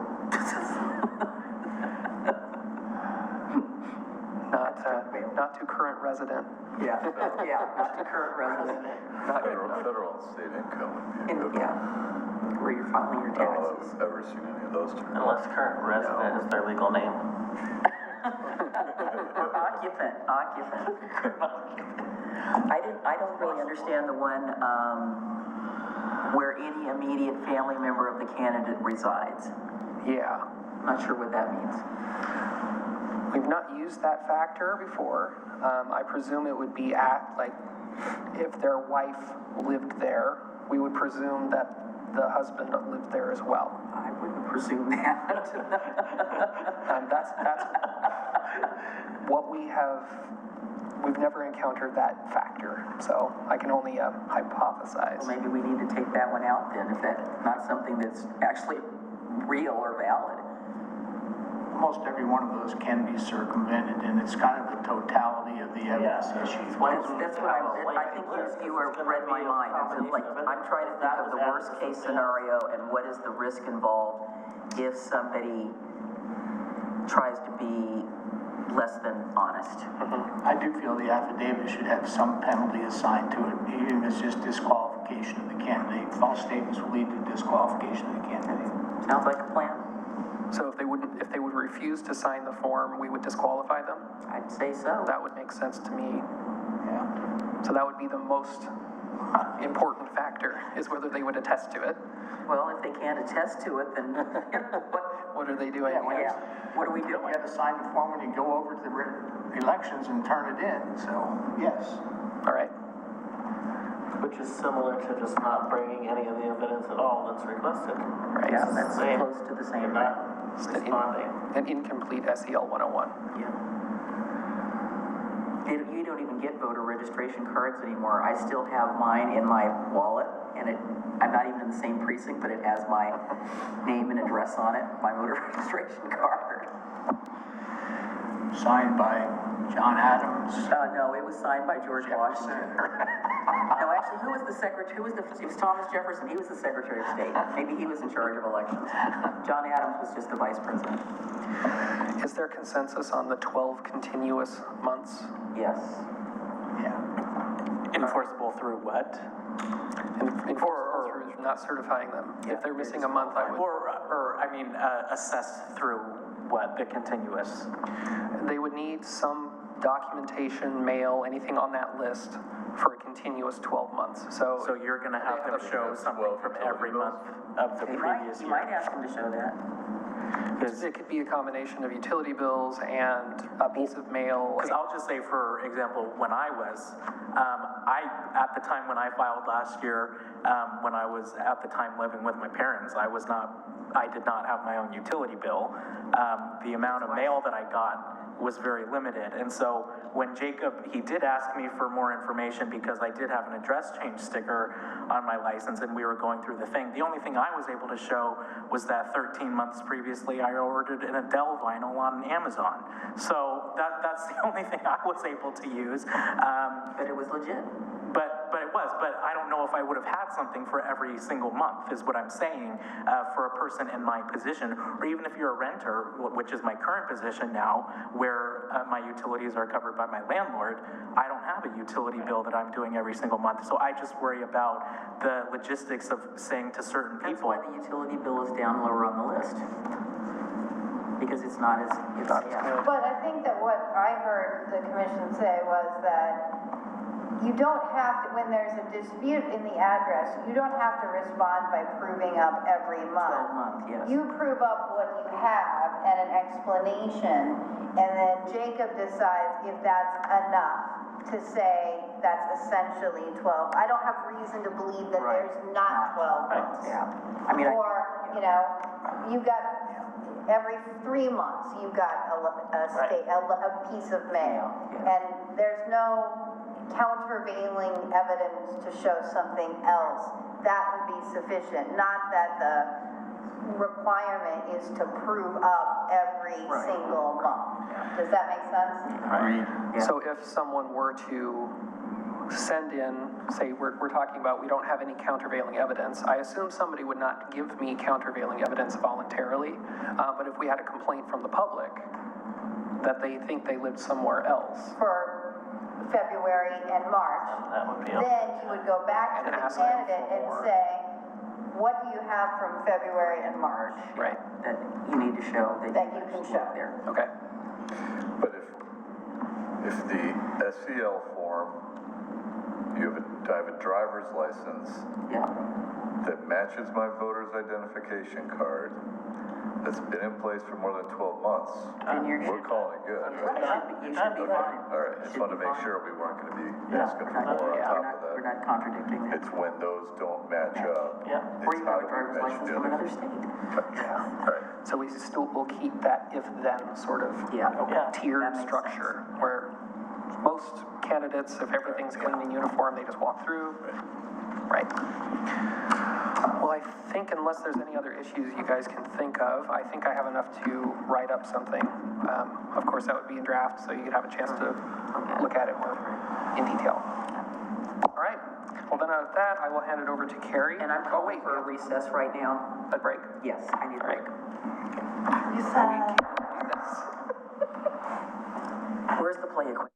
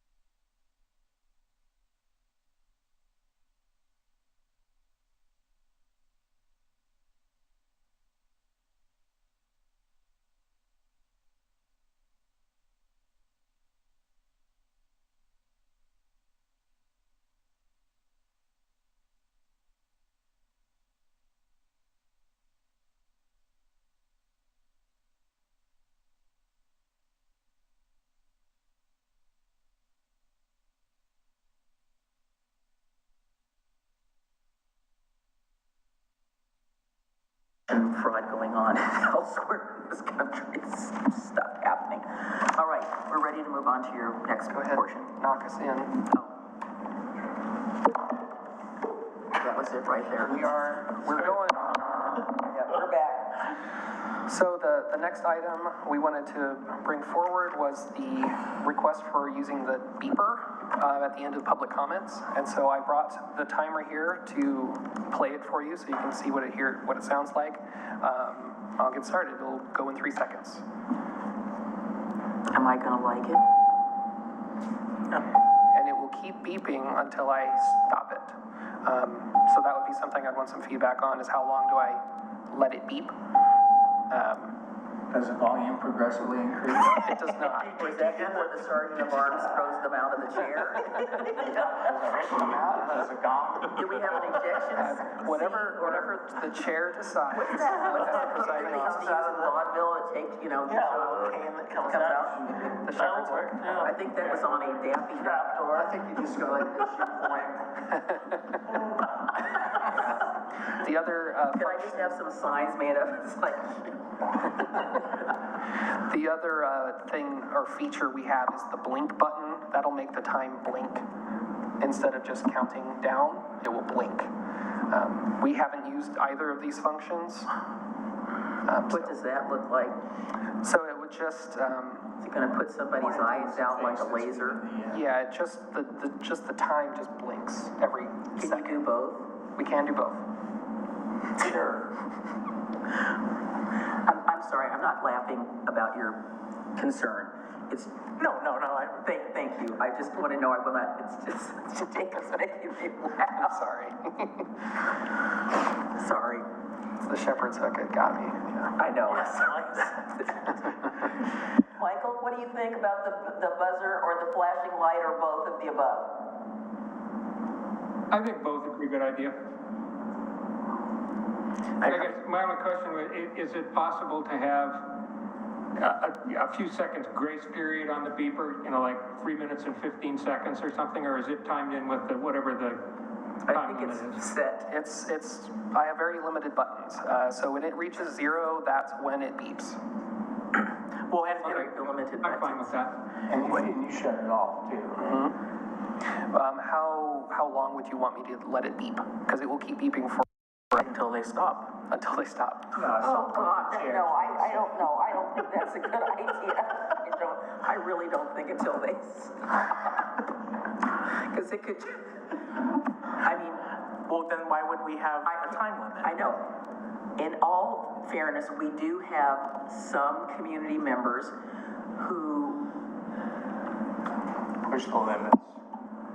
well, I don't know if they're pushing the limits, but they have a lot to say, that they don't always get it in the 3 minutes, and, you know, it's like, I usually say, okay, your time is up, and they're still talking. One thing that could happen too, since we're having an audible feedback, I would assume that most people would say, hey, can I have another 30 seconds to finish up what I was saying? At that point, you can talk to them, and then I would, of course, turn the beeper off. seconds saying that they need 30 seconds. Yes, while the beeper's beeping. Yes, while the beeper is beeping. Oh. But Chair if you, still controls the meeting in the Right. end. Yeah. The reason why. What do you think, Rocky? We're just gonna have to see how it works. I think it'll be fine. Let's for just start the with majority three, of the let's time. just start with 3 beeps, Yeah. it's 3 seconds, we'll stop it. Yeah, and then, Maybe then it gives you the opportunity as the mayor to Time say is up. your time is up. Yeah. Thank you so much. Exactly. Stop right. talking. You gotta assert rather than more just, time than they because if can we have. just stop the beeper, they're just We're gonna gonna keep start. talking. Right. So maybe what we do is. It is a break, though. At the beginning of citizen comments, we say, we have a new system, and this is what it's going to sound like.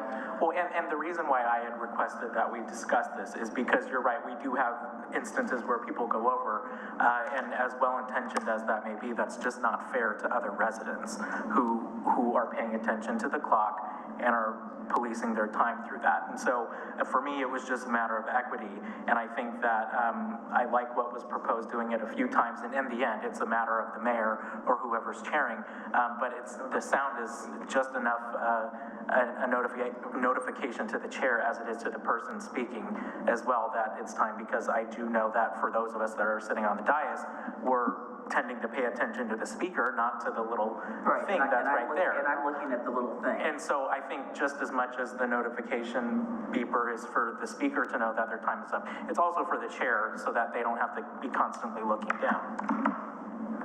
Okay. All right, But you just to do it one more time. sure.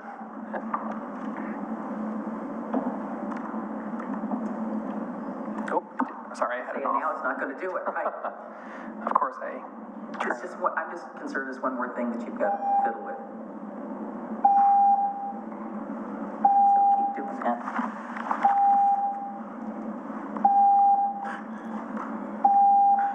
Good night.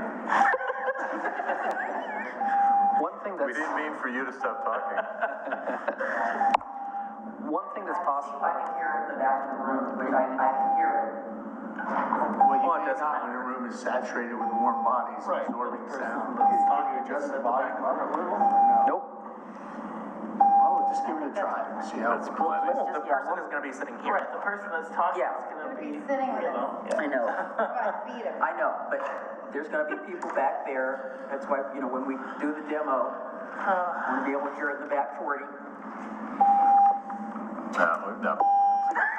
I just wanted to see if that would make it I louder. don't think it did.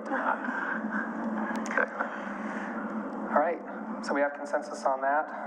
We're gonna try it, see how it We're gonna works. try it. Sure. We need to have somebody, a person who holds the cards and say, you've got 1 second, 5, 4, 3, 2. And then one of those confetti cannons goes off. You're done. All right, for the next part, I'll hand it off to our Deputy City Attorney, Carrie Richter. Thank you. At your last work session, you'll remember there was a conversation about conflict of interest and 501c3 involvement of elected officials. And so the consensus, I think, at the last meeting was we needed some regulations,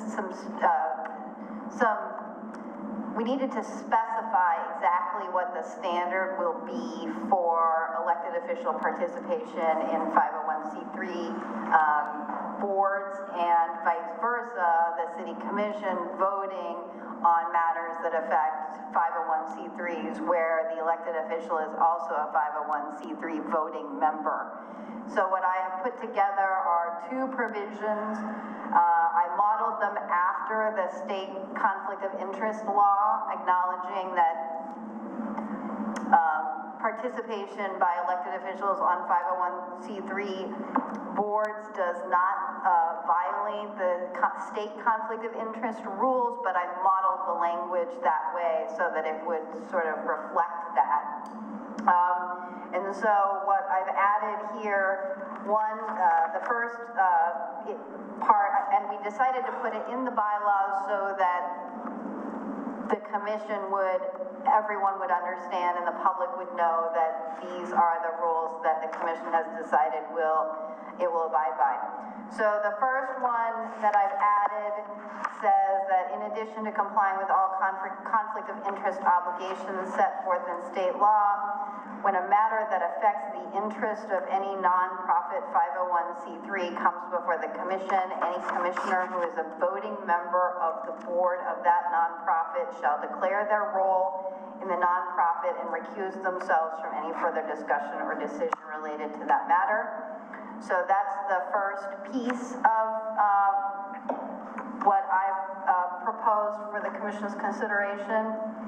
And then the second piece relates to city commission involvement in 501c3 organizations or other committees where they are. Your page numbers are not showing up on there. It's page 8. Oh, there are no page, oh yes, they're, sorry, they're very tiny and small bottom. Okay, see it, sorry.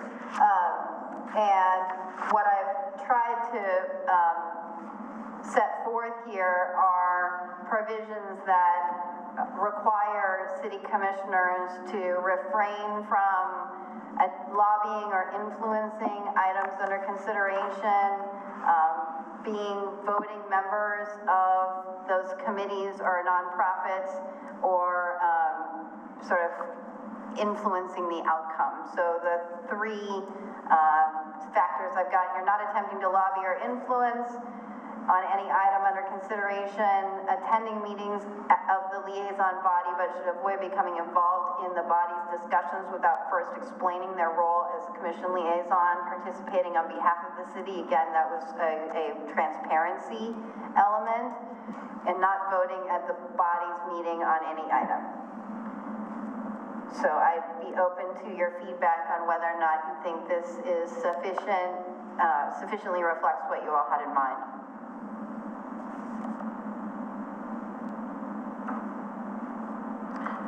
Who wants to go first? It's so hard to be I'm trying to look over there, but then he's over there, so. Mike, do you have anything you want to add?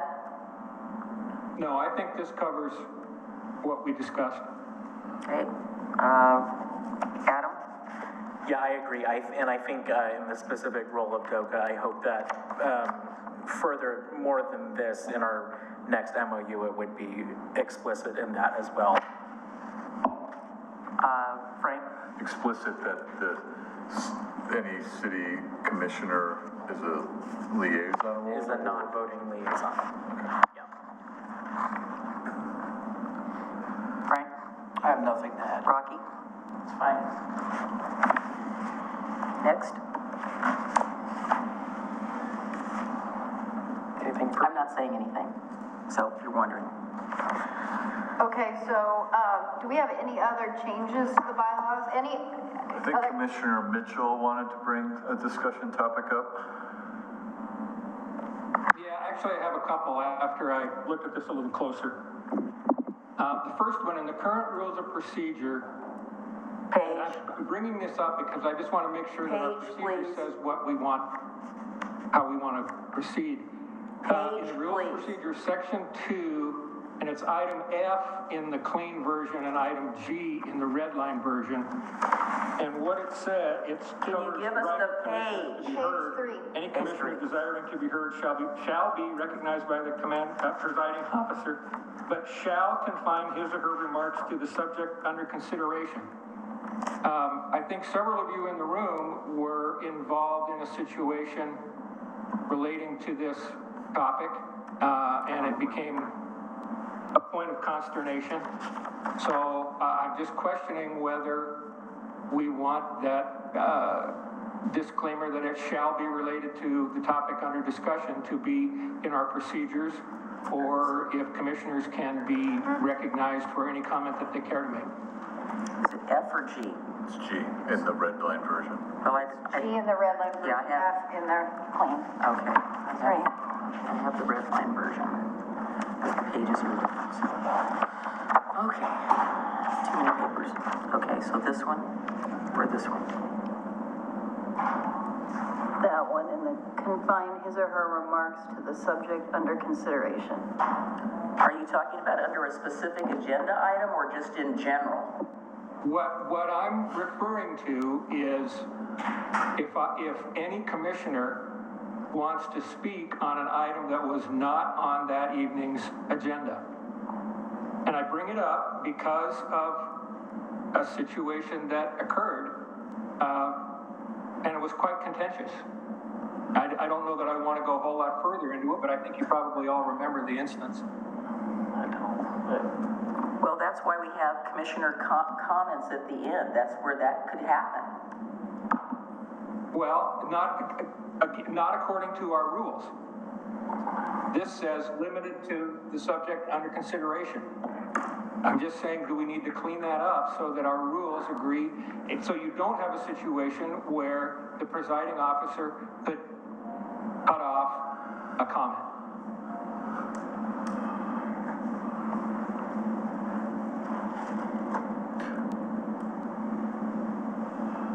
I don't really know what that means.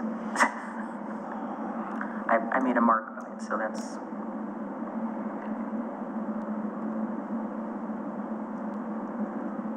So, Commissioner, so under communications, we've got A for city manager, B, mayor report and appointments by the mayor or citizens, C, reports by commissioners of their activities in the community.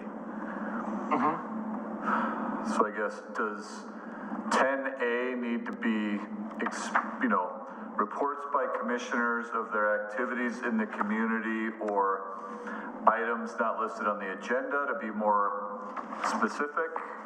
Or are you thinking that should happen independently higher up in the agenda?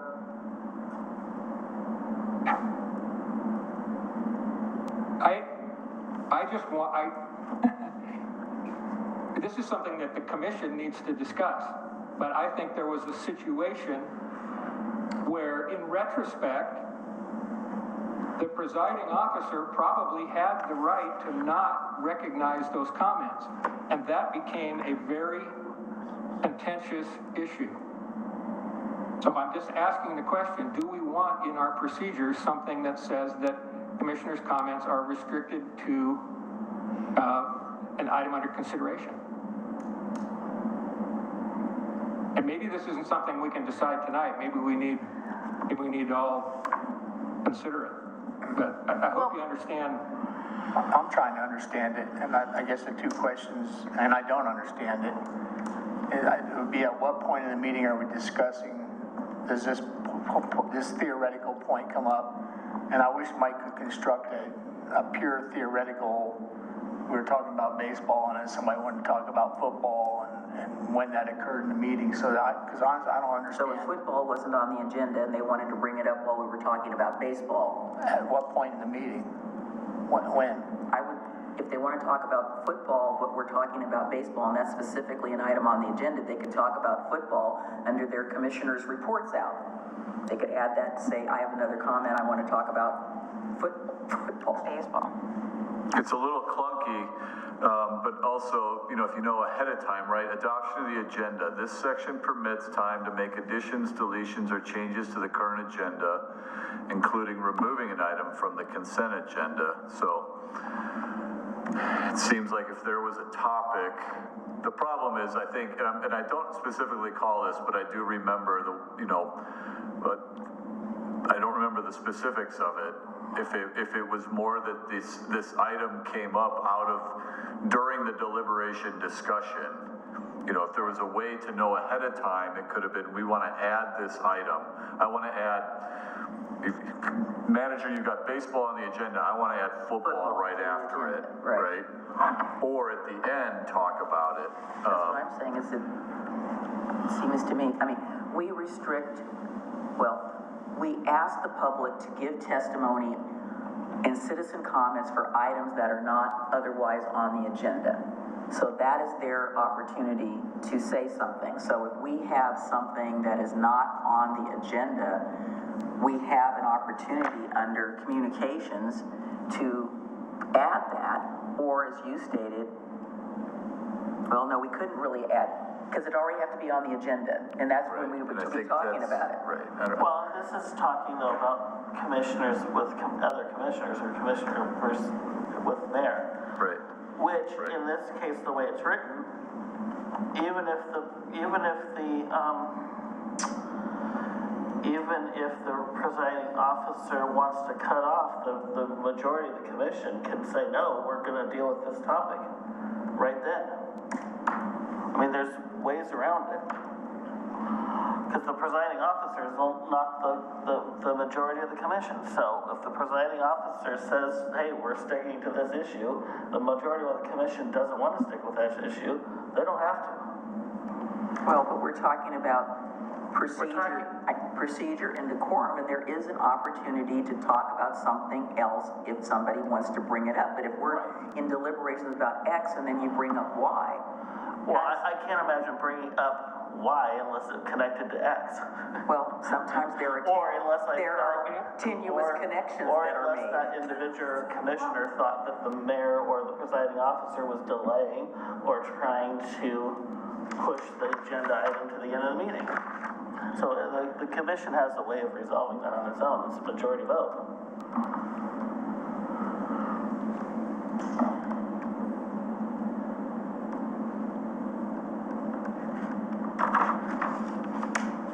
So Commissioner Mitchell, what could, in your mind, what could G say? just eliminate the phrase that says, shall be limited to the topic under discussion. Right, right. Because as a practical matter, you're not gonna know that. Sorry. I don't think it'll cause an issue if I get a little more specific.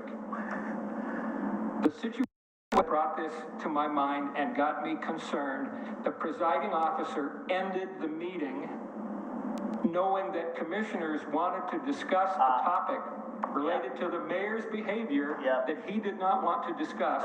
And he ended the meeting. Right. Which, if But you technically- strictly read this, Technically, the meeting didn't end. I'm not sure No, that's legally when he whether he had the left, right. I know, but the meeting continued. No, we continued the meeting. Yeah, the and- meeting and continued regardless, because the majority of the commission was there to continue the meeting. President of the commission Right. took over the meeting, and Right. we continued the meeting, went through the rest of the agenda. Okay, well, if that works, then that's fine. I just wanted to bring it up there because I know it was a mess at the time. That particular person said the meeting was over, got up and left. Right. And we said, no, it wasn't. Okay, and that's fine. I really don't. I did have one other thing that I wanted to bring up, understand your and maybe concern, it's a but discussion for another night, I I think don't with the know. current occupants, I think Mike, can we? Yeah, go ahead. okay. And it relates to public comment at work sessions, and whether we should allow public comment at work sessions on the topics that are on the agenda. I'm not suggesting, like we do at a regular meeting, we would leave comments for topics not on the agenda for the regular meeting, but allow public comment at work sessions. And I tell you, something that Commissioner Smith said is what got me started thinking about this. Could you tell me where you We are, had a please? situation a few meetings back where it related to Dement Park, where we voted opposite of what our consensus had been at a work session. And rightfully, Commissioner Smith pointed out that was a waste of staff time. But if you think about that process, if we're saying that we're going to abide by our consensus, we reach a consensus at a work session, we don't hear public comment till the regular meeting, that could be read as saying that we're never going to change our mind based on public comment because we already reached a consensus. So I know there's time issues. I know that the purpose of a work session is different than a regular meeting, but I'm just concerned for the sake of openness that we not, and I know this allows, the highlighted section that you're showing there allows it a public comment, but that reads to me like from an expert of some sort. So I'm just bringing it up for discussion. Should we allow citizens to comment at work sessions? Okay, I'm going to push back on that a little bit from the standpoint that I do believe in citizen comments, and I do believe in that, but I don't want people coming up testifying at work sessions. If they have something factual that is germane to the topic, that's what we talked. We went around about this. We talked about this before you came on the commission, because we had people testifying, and to me, that is for where there's a hearing, where there's a procedure and a process. So Joe Schmo comes up and says, I have information about how you can cite a small veterans village, and here's that information. I'm not interested in having that person plead, well, you really need to do this, this is why this is important. No, we're trying to get information so we can formulate some sort of discussion for later. And I'm interested in getting information. But I'm not interested in having somebody come up and plead their case. That's for a regular topic item on an agenda. It just, like I said, we went round and round about this because we had people coming up time after time after time testifying, and it's not a public hearing. So how do we handle the procedure if they're giving public comment, which ends up being testimony? That's not, it's not, and they don't have to be an expert. They just have to know, I live in this neighborhood and I'm aware that the traffic does X. To me, that's a factual piece of information. Okay. We heard testimony or comments from people who lived on Barker. They're saying that this is what's happening, this is how it's being cut through. This is something that we think you should be addressing. They weren't testifying, they were giving us factual information about the situation that was occurring. They came back later when we talked about solutions and they testified, asking us to make a decision about a solution. They were giving us information at this, they weren't asking us to solve it because we can't make a vote on in work sessions. And I still think we're doing it on a case-by-case basis. I think we still should have that prerogative. If we want to take comment, we should be able to do it. If we decide, no, it's not appropriate right now, we will get to you. We should be able to have the discretion. I don't want it to be a hard and fast rule. I like it the way it's written,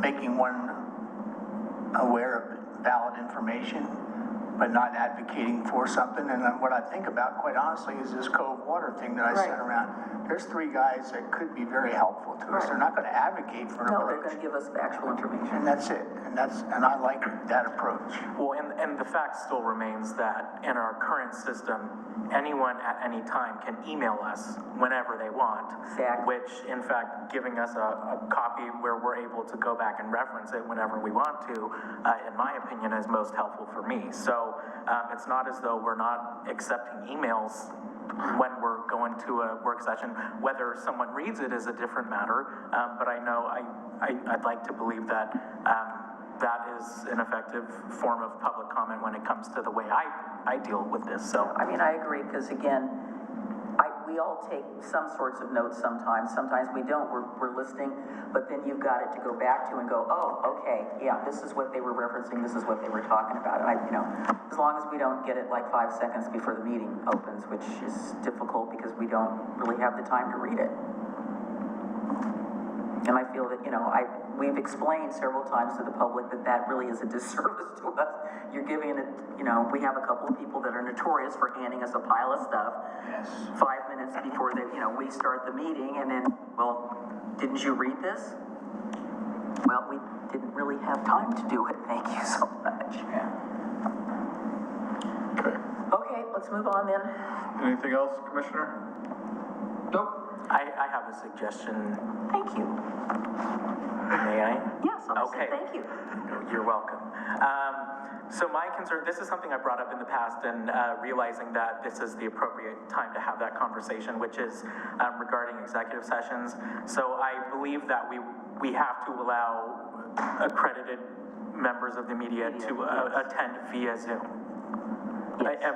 I think one thing that I heard at a League of Oregon Cities training was basically that it would be best practice for cities to have some sort of requirement that if journalists are there via Zoom, that they have to have their camera on so that there's no doubt about who it is. That's not to say that someone couldn't be sitting in the background, but it's better than just seeing a name and not knowing, period, who is there and if they're actually the qualified person. Yeah, we had Bill do that. He never turned his camera. So that's just something that I would suggest. And I think this is where we struggle a little bit with this, because I think we also have to allow phone. So how are we going to verify the credentials, that they're legit? I thought we had to allow one hybrid alternative. Video would be that. That's the I alternative. believe that was true during the emergency, but we reverted back to a different statute. They passed a new statute, and I believe that requirement is not for executive sessions. So It's for regular meetings. It's only for regular meetings. I'd have to check that ORS again, I would, yeah. but Okay, so I know maybe that we was can- true under. Maybe we can look into that one a little bit. Yeah, we need to check, No, I agree with you. Yeah. I find it disconcerting if somebody from the media is there and there's how do we know they're not working on their pottery wheel or something? Not that they couldn't, but. That's what they could do that, but I I know. think the point is. The worry is the 8 other people in the room. Authenticity of the person. Yeah, they could be logging onto somebody else's computer and not be the person. Yeah, I get it. Yeah, and that was just something that I had heard at a LOC function. And Well, I I'll look into that. Yeah. Yeah. But regardless, other people can be in the room. Yeah, and that's concerning. Right. I would be concerned about that. Because they're not a member of the media, even though we have the They can say, I disclaimer. overheard this. Yeah, and so how do we deal with that? So- Okay. Anything else on the? On that particular page, I just happened to notice that under E, we talk about that we should hold a retreat in January. I just don't know how hard that's going to be. We've had it in March, you know, it wasn't January. So maybe we shall say something to the effect of shall hold a retreat at least by. I think the goal is to have it in January, because that gives us time, but we got dinged with COVID the one year, and then we had the floods, we had the fire the next we had year, the we had the network ice disruption. storm. So I mean, the thought is that we're bringing the new Scheduling conflicts. the new candidates on in that odd year, which then gives us time to work through the budget and then into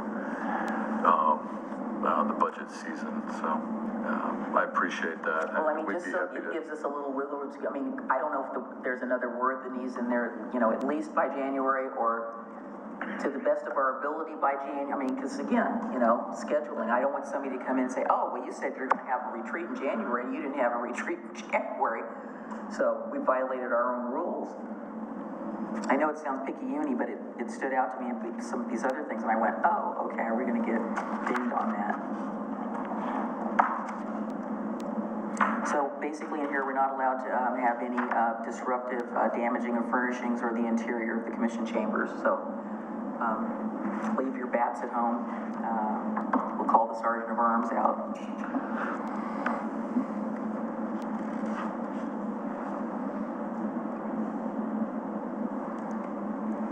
Okay.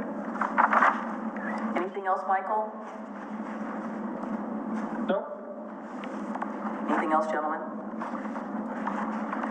Okay, you got enough to go on? Yes. Okay. Thank you. All right, back to the top of the pops. Update on city projects. So Charter Parks, we've been doing quite a bit of work. We met today. Really trying to take the previous McLaughlin Promenade survey. Jake has been doing quite a bit of work on putting together the history of the promenade. So that's still a work in progress there, but really kind of focusing on understanding the survey, looking at what the encroachments are and what type of an encroachment that may exist, as well as then how can we move forward if we do want to make that a charter park, what that might look like, realizing as we're doing a lot of this, Jacob's done a lot of this work, I think of what we think of the promenade today versus, you know, what's public along kind of that bluff route when you think of kind of from Singer Hill all the way down to the Museum of the Oregon territory. From which was on the original plat. So we're just trying to reconstruct that so we can have a good conversation about, you know, if we decide to move forward with the charter park, what do we want to do in terms of what we think of the promenade in today's context versus historically. 1844 context. Correct. As, you know, you got a railroad, you got 99E, I mean, just a lot has changed over that time period. And then really, you know, it does, when you think about it, we had, you know, rights of ways. When the plat was recorded, you have rights of ways, you have public squares, and then you had this promenade, right? And when you think of, or you look at the definition of a promenade, you know, you do think of it in terms of a walking, biking, you know, leisurely activity. So I think it's going to be an interesting discussion, you know, and a lot of background on what this is and what do we want it to be moving forward. So don't forget to, I think, I would love to see if there's any kind of description or legal definition from the city of Seaside. On their prom? Yeah, because, I mean, what is it called? You know, just to kind of, it's very similar. Is it a park? I mean, how do they see it, I guess? I mean, there's other places that might have examples that we could say, well, yeah. In this case, it's a park. In this case, it's been looked at in this way historically. I don't know. And I think what's interesting is it's a similar time period. Well, no, theirs is way later than ours. Yeah, 1900s. Yeah. What's interesting is that the charter gives the commission the authority to create pretty much anything as a charter park, regardless regardless of what it initially was. They just might have some wording that might be helpful, I don't know. And you're gonna basically include, if, let's say we get there, I'm concerned as you were about the fact that we wanna be able to make, allowances for the utilities that are there. It's a transportation conveyance. I mean, that's how we ended up getting, I can't remember the name of the money we got that time, is something something with a bunch of initials. We got some money from the feds because it was a transportation conveyance.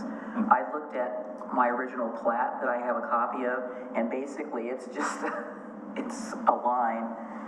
And the other thing, and I think you can concur with this, is that when Sidney Moss did the surveying, sometimes he used chain, sometimes he used a rope, and depending on what the weather was like, the rope either got longer or got shorter. So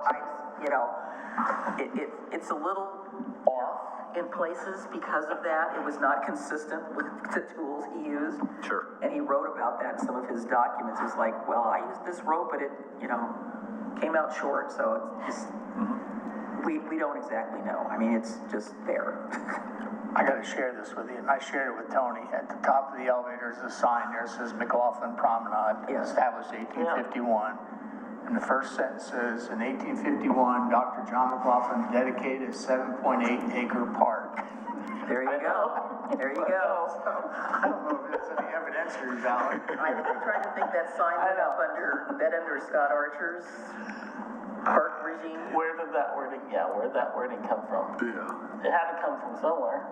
I don't know. Came from Pratt. It might have come from Pratt. I laughed on my way downtown. Yeah. Okay. It's a park. There you go. Cayuse 5 Memorial, we're still working with Confederate Tribes Utility Indian Reservation Cultural Resource staff. So we made a lot of progress on the design, the interpretation. As we're getting into the specific now design work, we had an arborist out there looking at the proposed location, had some concerns about any impacts to there's two trees in proximity to there. Because of all the basalt, where your typical tree root would go down, and you think of the drip line as being the circumference of where the trees or the leaves are. There's a concern that with all that basalt that you're not going to get that typical root structure going down, and it's going to hit that basalt and flare out further than you would typically see for this type of tree. So we're getting back with the arborist. We're actually getting in there with some hand kind of instruments to try to see, have those roots truly gone this far over, and if they do, or if they are, is there a way to mitigate that, or are we truly looking at sliding this to a different location? It is scheduled to go in front of the Historic Review Board as well as the Parks and Rec Advisory Committee towards the end of this month. We're envisioning for the Historic Review Board, unless we make, find some quick answers here, that we're going to be, given the initial presentation and asking for a continuance to give us the time we need to work with the arborist as well as the interested parties to make sure that we're putting this in a good location that doesn't do undue damage to the tree. 50%. I'm sorry? We're still 50% plans right now, or we're a little further along. We're a little bit further along, and that, we kind of know the dimensions, we know the location, so really now is trying to ground verify what's truly there versus making assumptions of what's under the ground that we can't see. And we did look into ground penetrating radar. They felt that the ability to accurately differentiate between basalt and a root was pretty minimal. So that's where we're getting into kind of looking at this with a more fine-tooth hand method. No change concerning the courthouse. Tumwata Village, we just continue to meet with staff from Confederate Tribes to Grant Ron in terms of them amending the Tumwata Village plan. So we are still expecting that to be submitted for land use during this calendar year, end of summer, early fall. And then there's been no change concerning the Kenema right-of-way issue at this point.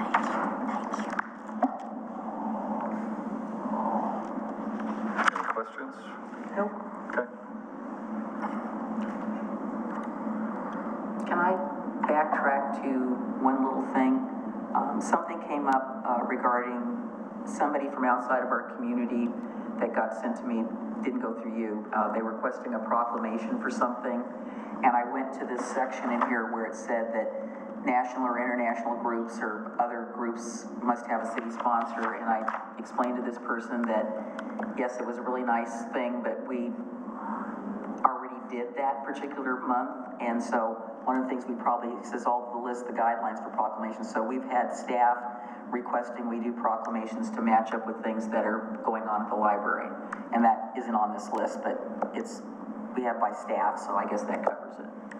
So, but I had to say to this person, I said, no, we're not going to do that. And then there was a request to fly a flag, which has nothing to do with our city. So I had to say, no, we're sorry, we're not going to do that. So then I think I was telling you that so this question came up apparently with this same request. So I got 240 responses because that's how many mayors there are in the state.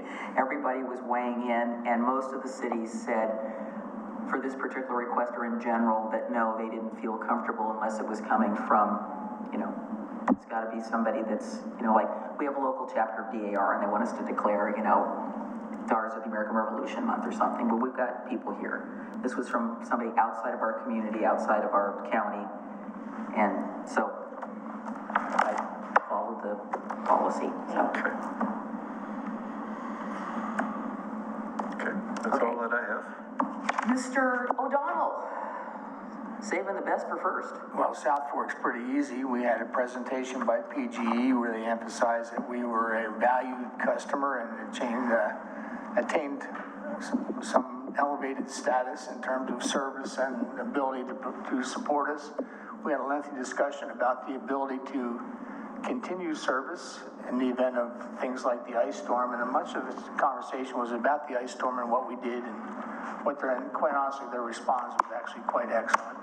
Can we talk about redundancies and the reason that we had the problem at South Fork is that both the systems went down? Yes, we did. And also, I forget what they lost, 900 some poles, which, believe it or not, is only 1% of the total of what they had, less than 1. So it was a good presentation, and they're switching out to steel poles, getting rid of some of the wood ones. Yeah, and then the other thing is, the South Fork Board is in the process of constructing we call our manager the Chief Executive Officer, and constructing a methodology to do his evaluation, much like we do the city managers. And those are the 2 points of interest.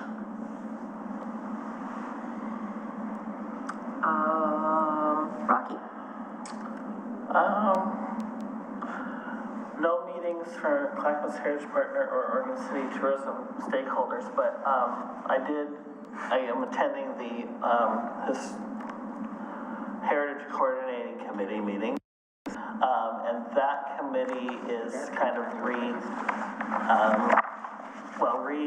readdressing its mission and future, etc. So many of the people involved in that had a conversation about future of tourism in Oregon City and how that group might be influential in the future of that. Talked a little bit about that, but it was pretty small turnout. So that's about it. Talked a little bit about the Rose Parade and the float and the things that they did with that event and the last event, the wedding events and things like that. Did they do like what do you call it when after the event, you do a SWOT on it? Just, what went well, what didn't go well, what could they do better? Not that specific. Yes, thank you. Not that specific. Yeah, but yes. That would be interesting to hear. I think there was some emails back and forth that someone's going to come make a report just in terms of the Rose Festival piece and that. They probably should report that back to James just because of the amount of money that was spent, and so he would want probably some sort of evaluation from them, Yeah, I think I thought it might be at our next city commission meeting, it might just be a citizen comment that they might bring up, I don't know. Cool. Awesome. All right. Very important and exciting C4 Yes, so before I talk about that, Commissioner O'Donnell just asked if I'd bring up something, so I want to do that before, so I don't forget. But Commissioner O'Donnell, Commissioner Mitchell, and myself attended, I believe it was the most recent Oregon City Business Alliance luncheon, because the subject was tourism, and one of the speakers was Metro Councilor Christine Lewis. And we had a lot of questions that we submitted on the comment cards. And I think for me, what was most important coming out of that was, and then afterward getting this reaffirmed when I was actually with Commissioner Smith around Councilor Lewis, is that the dollars that have been earmarked for our side of the Riverwalk can only be changed by a vote of Metro Council. So on the one hand, that's good news. On the other hand, it's Metro. I think that was my main takeaway, unless you had something you wanted to add. Well, my main takeaway was that their dollars are secure for the moment, but may not be secure in the future. Exactly. That's not good news. No, I don't think so either. So, the next thing is CIC. We met last night, and the main topic that we discussed was the conversation that we had as a commission about some guidelines about postcards and, you know, the guidelines about how that money is to be spent. There was obviously going to be some pushback, but I think that among the members that there was an understanding why this conversation is happening and why it needs to happen, so that we prevent something from having to have that conversation in the future. So, Will they be giving us a recommendation so that we can move something forward? Is that where you're going? well, what they suggested among themselves was that they create a code of conduct for their committee, which I think is a great step for them. But when it comes to whatever the city and whenever the city may be taking up on guidelines, that it was just mentioned that the chair, Bob LaSalle, would have some opinions to share. So, but I do think that by and large, people understood why, because it was a serious breach of trust. And I mentioned to them that if I'm going to ever justify a budget increase in the future to my colleagues, then we all need to be knowing that those dollars are being spent as effectively as possible. I appreciate your doing that, because I think it's important. I don't have a problem getting a recommendation from them about what they think it should be. We're going to make the final decision. Right. But I think, you know, following up with transparency and citizen involvement, if they come up with a recommendation, it looks a whole lot better in terms of, so they're thinking about how they're policing themselves, and then we can finalize that and put that into a policy document, because I agree with you 100% that we've had a breach of trust, and we need to say, this is what it is. Mm-hmm. It is not this, leaving no discretion, it's this. This is what we expect you to be doing. So if, could you, Tony, talk to Jared about getting that on the next CIC agenda? Emma? Well, Emma will be gone by then. She'll be gone by then? She will not be with the city.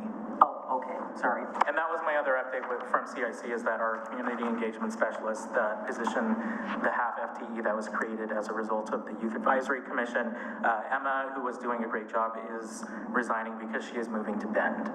So that position, if you have Will that be vacant? Then we recruit again? Okay. Yeah, I think one thing I'd like to have a discussion with the commission about is, you know, we've filled that as a half FTE for the Citizen Involvement Committee, the Youth Advisory Committee, and then helping with volunteerism. I think we've definitely seen that, you know, the 20 hours is difficult in terms of sending that position home and keeping it at the 20 hours. I think there are some things that we could do in the existing budget to potentially consider that as a full-time FTE. But that's something I want to, quickly bring back to the commission to consider, so that we can then advertise and try to get that filled in a timely manner. And that proposal would include financial impact? Yeah. Because that's a very different impact. Yeah, it's fortunately, I think it's about 32, 34, I think it's 32 and then 35,000 additional First year was 32, 35 in the second year. I think we've got some savings we could identify that would pick up near, half of that pretty quickly. To Does try. that reflect total cost, which Yes, is that'd be full benefit full package and PERS No, and everything? that's everything. Yeah, that's the only way we do. Matt and I consider everything on the full freight. I think I would support that, and I think it's worth the investment to go full-time, just having conversations with Emma and about how difficult it is when things pop up and when community events are happening, getting those hours all under the 20 allotted is difficult. So I concur with you. that's what I have for CIC. I'll jump to tolling diversion. This is now called the C4 Tolling Strategy Committee, and I will talk more about why it's called that for my C4 update, but I will just note that for Jacob for the future usage of it, because we're adjusting the scope beyond diversion, as I've talked about, because this is taking up more and more time for C4, the larger committee, and so we felt it would be appropriate to expand the scope to tolling in general. This is also going to be a forum for Clackamas cities to group before the RTAC meetings. That's the Regional Toll Advisory Committee, and so this is going to be kind of our Clackamas County caucus group before that as we prepare for that meeting, which is metro region-wide. And so we established our goals and vision pretty much for that. Jumping to C4, our last meeting was a lot about tolling. I had mentioned earlier on about this pause that it was nothing to celebrate, and as time goes on, that's being more and more vindicated. So basically what's happening right now is something that I said would happen, which is that ODOT is trying to buy us off individually as cities by saying, if you want, what projects can we give you in order to buy off your support? And so at our C4 retreat, we talked about establishing a joint values document for all the cities to sign on to in Clackamas County, and expect to see that coming soon.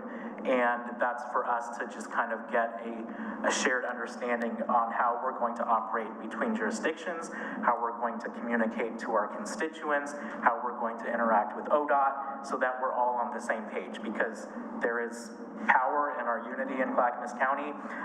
That's how we've been able to make it thus far. Frankly, what staff has been telling us is that ODOT is trying to meet with different staffs from different jurisdictions individually to divide and conquer and figure out which projects, and they are being insistent, to their credit, that there is a technical advisory, whatever committee made up of all city staff so that they can coordinate together with ODOT. So, but we are looking at projects. Right. Right, okay, just wanted to be clear that we're not responding. I mean, it's kind of a double-edged sword. That's what we're still engaging in the conversation, but we're doing it together as a community. I will also just have you note that the projects that they're having us submit are based off of nothing, because none of our transportation system plans were developed with tolling in mind.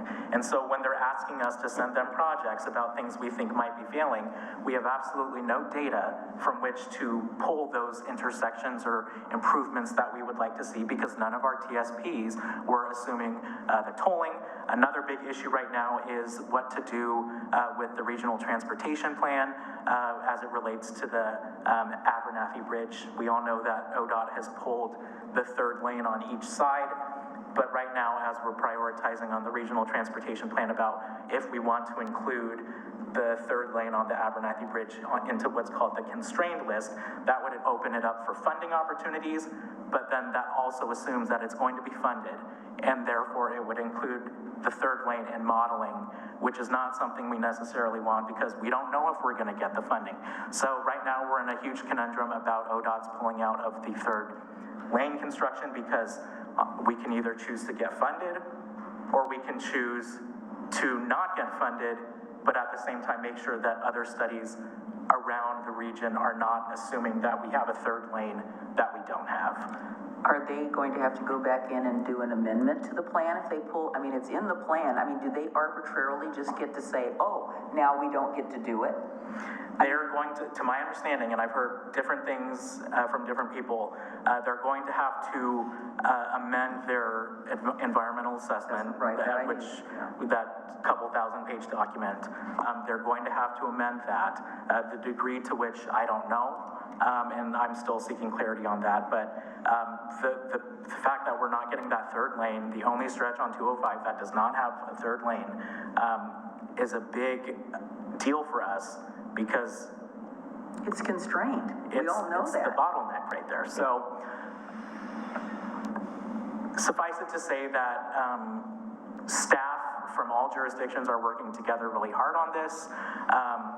And it's still frustrating as ever. It's actually probably a little worse than it was, I can say, because of the tactics that are being used. And that's all I'll say about that. Youth Advisory. Hang on just a second. So I've been asked twice now, what projects would we want them to work on? And I said, unless you have the power of Moses to move the rocks and move our geographic physicality issues, I said, there are no projects that we would want that you can buy us off to say that we're going to support the toll. I said, it's not happening. I said, I said to Della, you need to put in the third lane. You know you need to do that. It's not just benefiting Clackamas County, it benefits the entire transportation connectivity.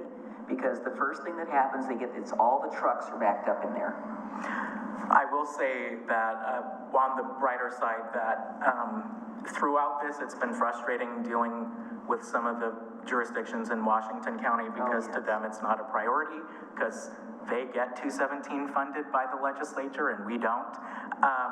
But as the discussion has moved along, I think there's been a sense of urgency among them that has not been there in the past, and so there's actually been, I think, some more coordination recently, because they realize that they're next, regardless of what this project is. We actually have, for the Metropolitan Mayors Consortium, we have Tiger, we have Cornelius, we have Tualatin on our side, we have Sherwood. They all have backed us and submitted letters in the past to say, basically, we need this because it not only benefits them, it benefits the entire region. So we don't have Beaverton, of course, and we don't have Hillsborough. North Plains is in with us. So, I mean, it's the smaller cities, but we've got the two big kahunas over here who are both officers in LOC, who are basically saying, you know, we got our 217, so please go away. But yeah, we will be receiving a joint values document that I hope that will consider attaching our logo to. Lastly, and sorry for all that, Youth Advisory Commission, they actually requested to meet more often, or at least in the interim. So we did have a meeting in between our regularly scheduled meetings, because they are working diligently on a mental health resource fair, hopefully to be around this fall. So that's what I have. End of September or first weekend in October is there, either the 30th or the 7th. And it would be outdoors. I heard from Greg about what's going on at the library. So I said, no, we would not be using the room inside. It would be outside. So just got to button that up. Michael. Yeah, C4 Metro. Commissioner Marl very well covered the issues with the regional transportation plan. Interestingly, the public comment period is open until August 25th, but still no information whatsoever on what the impacts of tolling might be. So I don't know how anyone in the public is supposed to comment on that plan without knowing such a big piece of the puzzle. The other thing we heard from was a presentation from TriMet, of interest to Oregon City. They are working on in the short term, and I don't know what short term means to Metro, but increased frequency of service on, I apologize, I don't have the exact details right in front of me, but increased service frequency on 3 or 4 of the routes that serve Oregon City. Again, no time frame on that, but they said short term.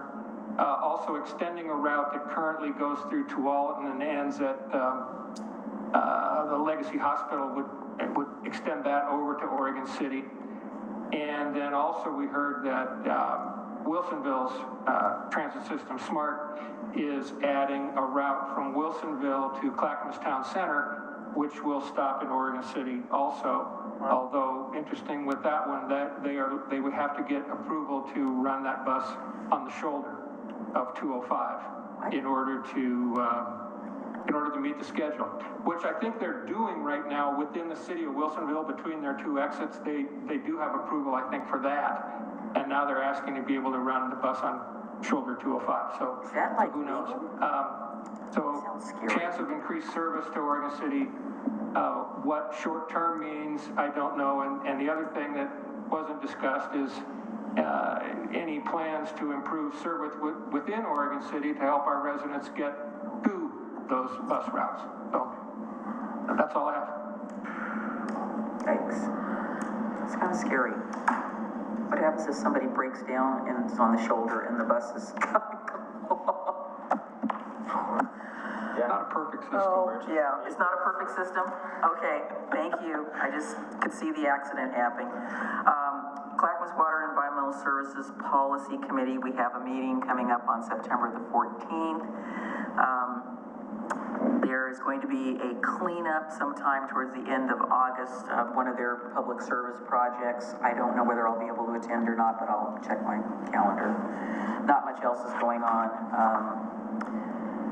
The Downtown Association Board met, and the steering, anyway, I don't know what the committee's called, but the committee, they interviewed 2 prospective candidates for executive director, and they're still trying to decide on who's going to get it.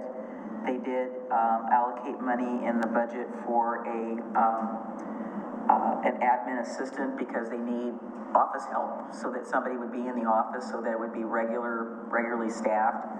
And they got 2 really good candidates for that. I don't know where that is beyond that. Metro Policy Advisory Committee, I'm going to definitely make a recommendation at our next meeting, which is coming up in another week and a half, is that we have less Metro staff presentations. The last one, we had a staff presentation on the regional transportation system that lasted an hour. We got 5 minutes to ask questions. It was just, I mean, I had to turn my camera off. I was dying the whole time. It's just too much. They have too many staff presentations and not enough time for the Metropolitan Policy Advisory Committee to have a discussion to talk about the policy that we're supposed to be advising Metro on. So be thankful that I have not missed any of those meetings, Michael, because you would be dying. I'm just telling you. It's not one of my favorite committees. You already got the report on South Fork. Willamette Falls Landings and Heritage Area is that we're waiting on a final report from our intern. His name is Doug Sam, and he is doing some evaluation of the influence of Native Americans, and of Chinese Americans in the landings area of the stretch of the area. They have been meeting with the tribes, other tribes, about the language for the national heritage area, and that seems to be favorable. Believe it or not, John George is leading the charge on that and talking to the other tribes, which I think is really good. Other than that, they've been meeting with our delegation. They have support from Congressperson Chavez DeRemer, or is it DeRemer or Chavez? I always get that mixed up. Sponsor is Merkley, Wyden's on board, Blumenauer's on board, Salinas is on board, Hoyle's on board. Let's see if I can get them all. Ben's Bonamici, they all seem to be on board, so I think that looks good. Now, whether it gets on the agenda for Congress, that is anyone's, I know, that's what I said, same thing. I was like, oh God. Okay, I have not received any communications from the Legacy Project, even though they are meeting and they have appointed other people to their board. Frank and I are supposed to be intersecting with them, but that's apparently not happening.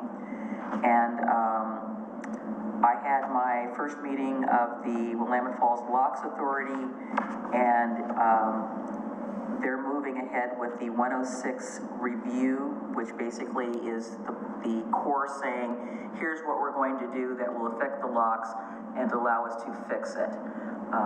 So that is moving forward, which is really, really good. They hired their first executive director.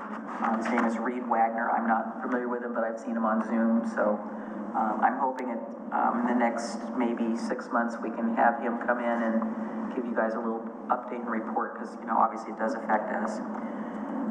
Other than, you know, working with you to try to get, you know, I got another text from Rory about when are we having the joint meeting, and I will tell him it's your problem on your side. So other than that, No, it's not. well, I mean, we're not getting communication on his side. He's busy. I know, we're all busy. So, other than that, we had the, thank you all for, those of you that attended the Metro, mixer that we had at the Pioneer Community Center. It went well. I got some feedback from some of the other jurisdictions that came, which is really nice. We had a full contingent from Gladstone, which was, I was very happy to see, because in past times you wouldn't get anybody from Gladstone coming over. They do want to talk to us further about working together on the trolley bridge project. Apparently we have already agreed to, in past staff, agreed to work with them on this, but I said I needed to touch base with you again to make sure we were still on, you know, track with that. I don't know if that's a parks thing or an engineering thing. I don't know where it falls, but they want to do it, and they have some money, and I said, well, of course, you know, we would be supportive of making that connection, because that means we have two connections across the river instead of just the one Beale Railroad Bridge. So they're trying. I mean, Gladstone's trying. I mean, to be honest with you, and Michael Milch seems to be at least trying to mend fences with the other jurisdictions where, but you will be amused by this. So we were sitting at our table, and one of the commissioners, Mindy, said, well, when are we having the bridge celebration for the John McLaughlin Bridge between Gladstone and Oregon City? And I said, well, I think it's like 1933. So I said, I think we have a little ways to go for any sort of party. But they did mention that it was going to get painted this year, so that would be really nice, because it's kind of looking a little scuzzy. So that's all I have. Anything else?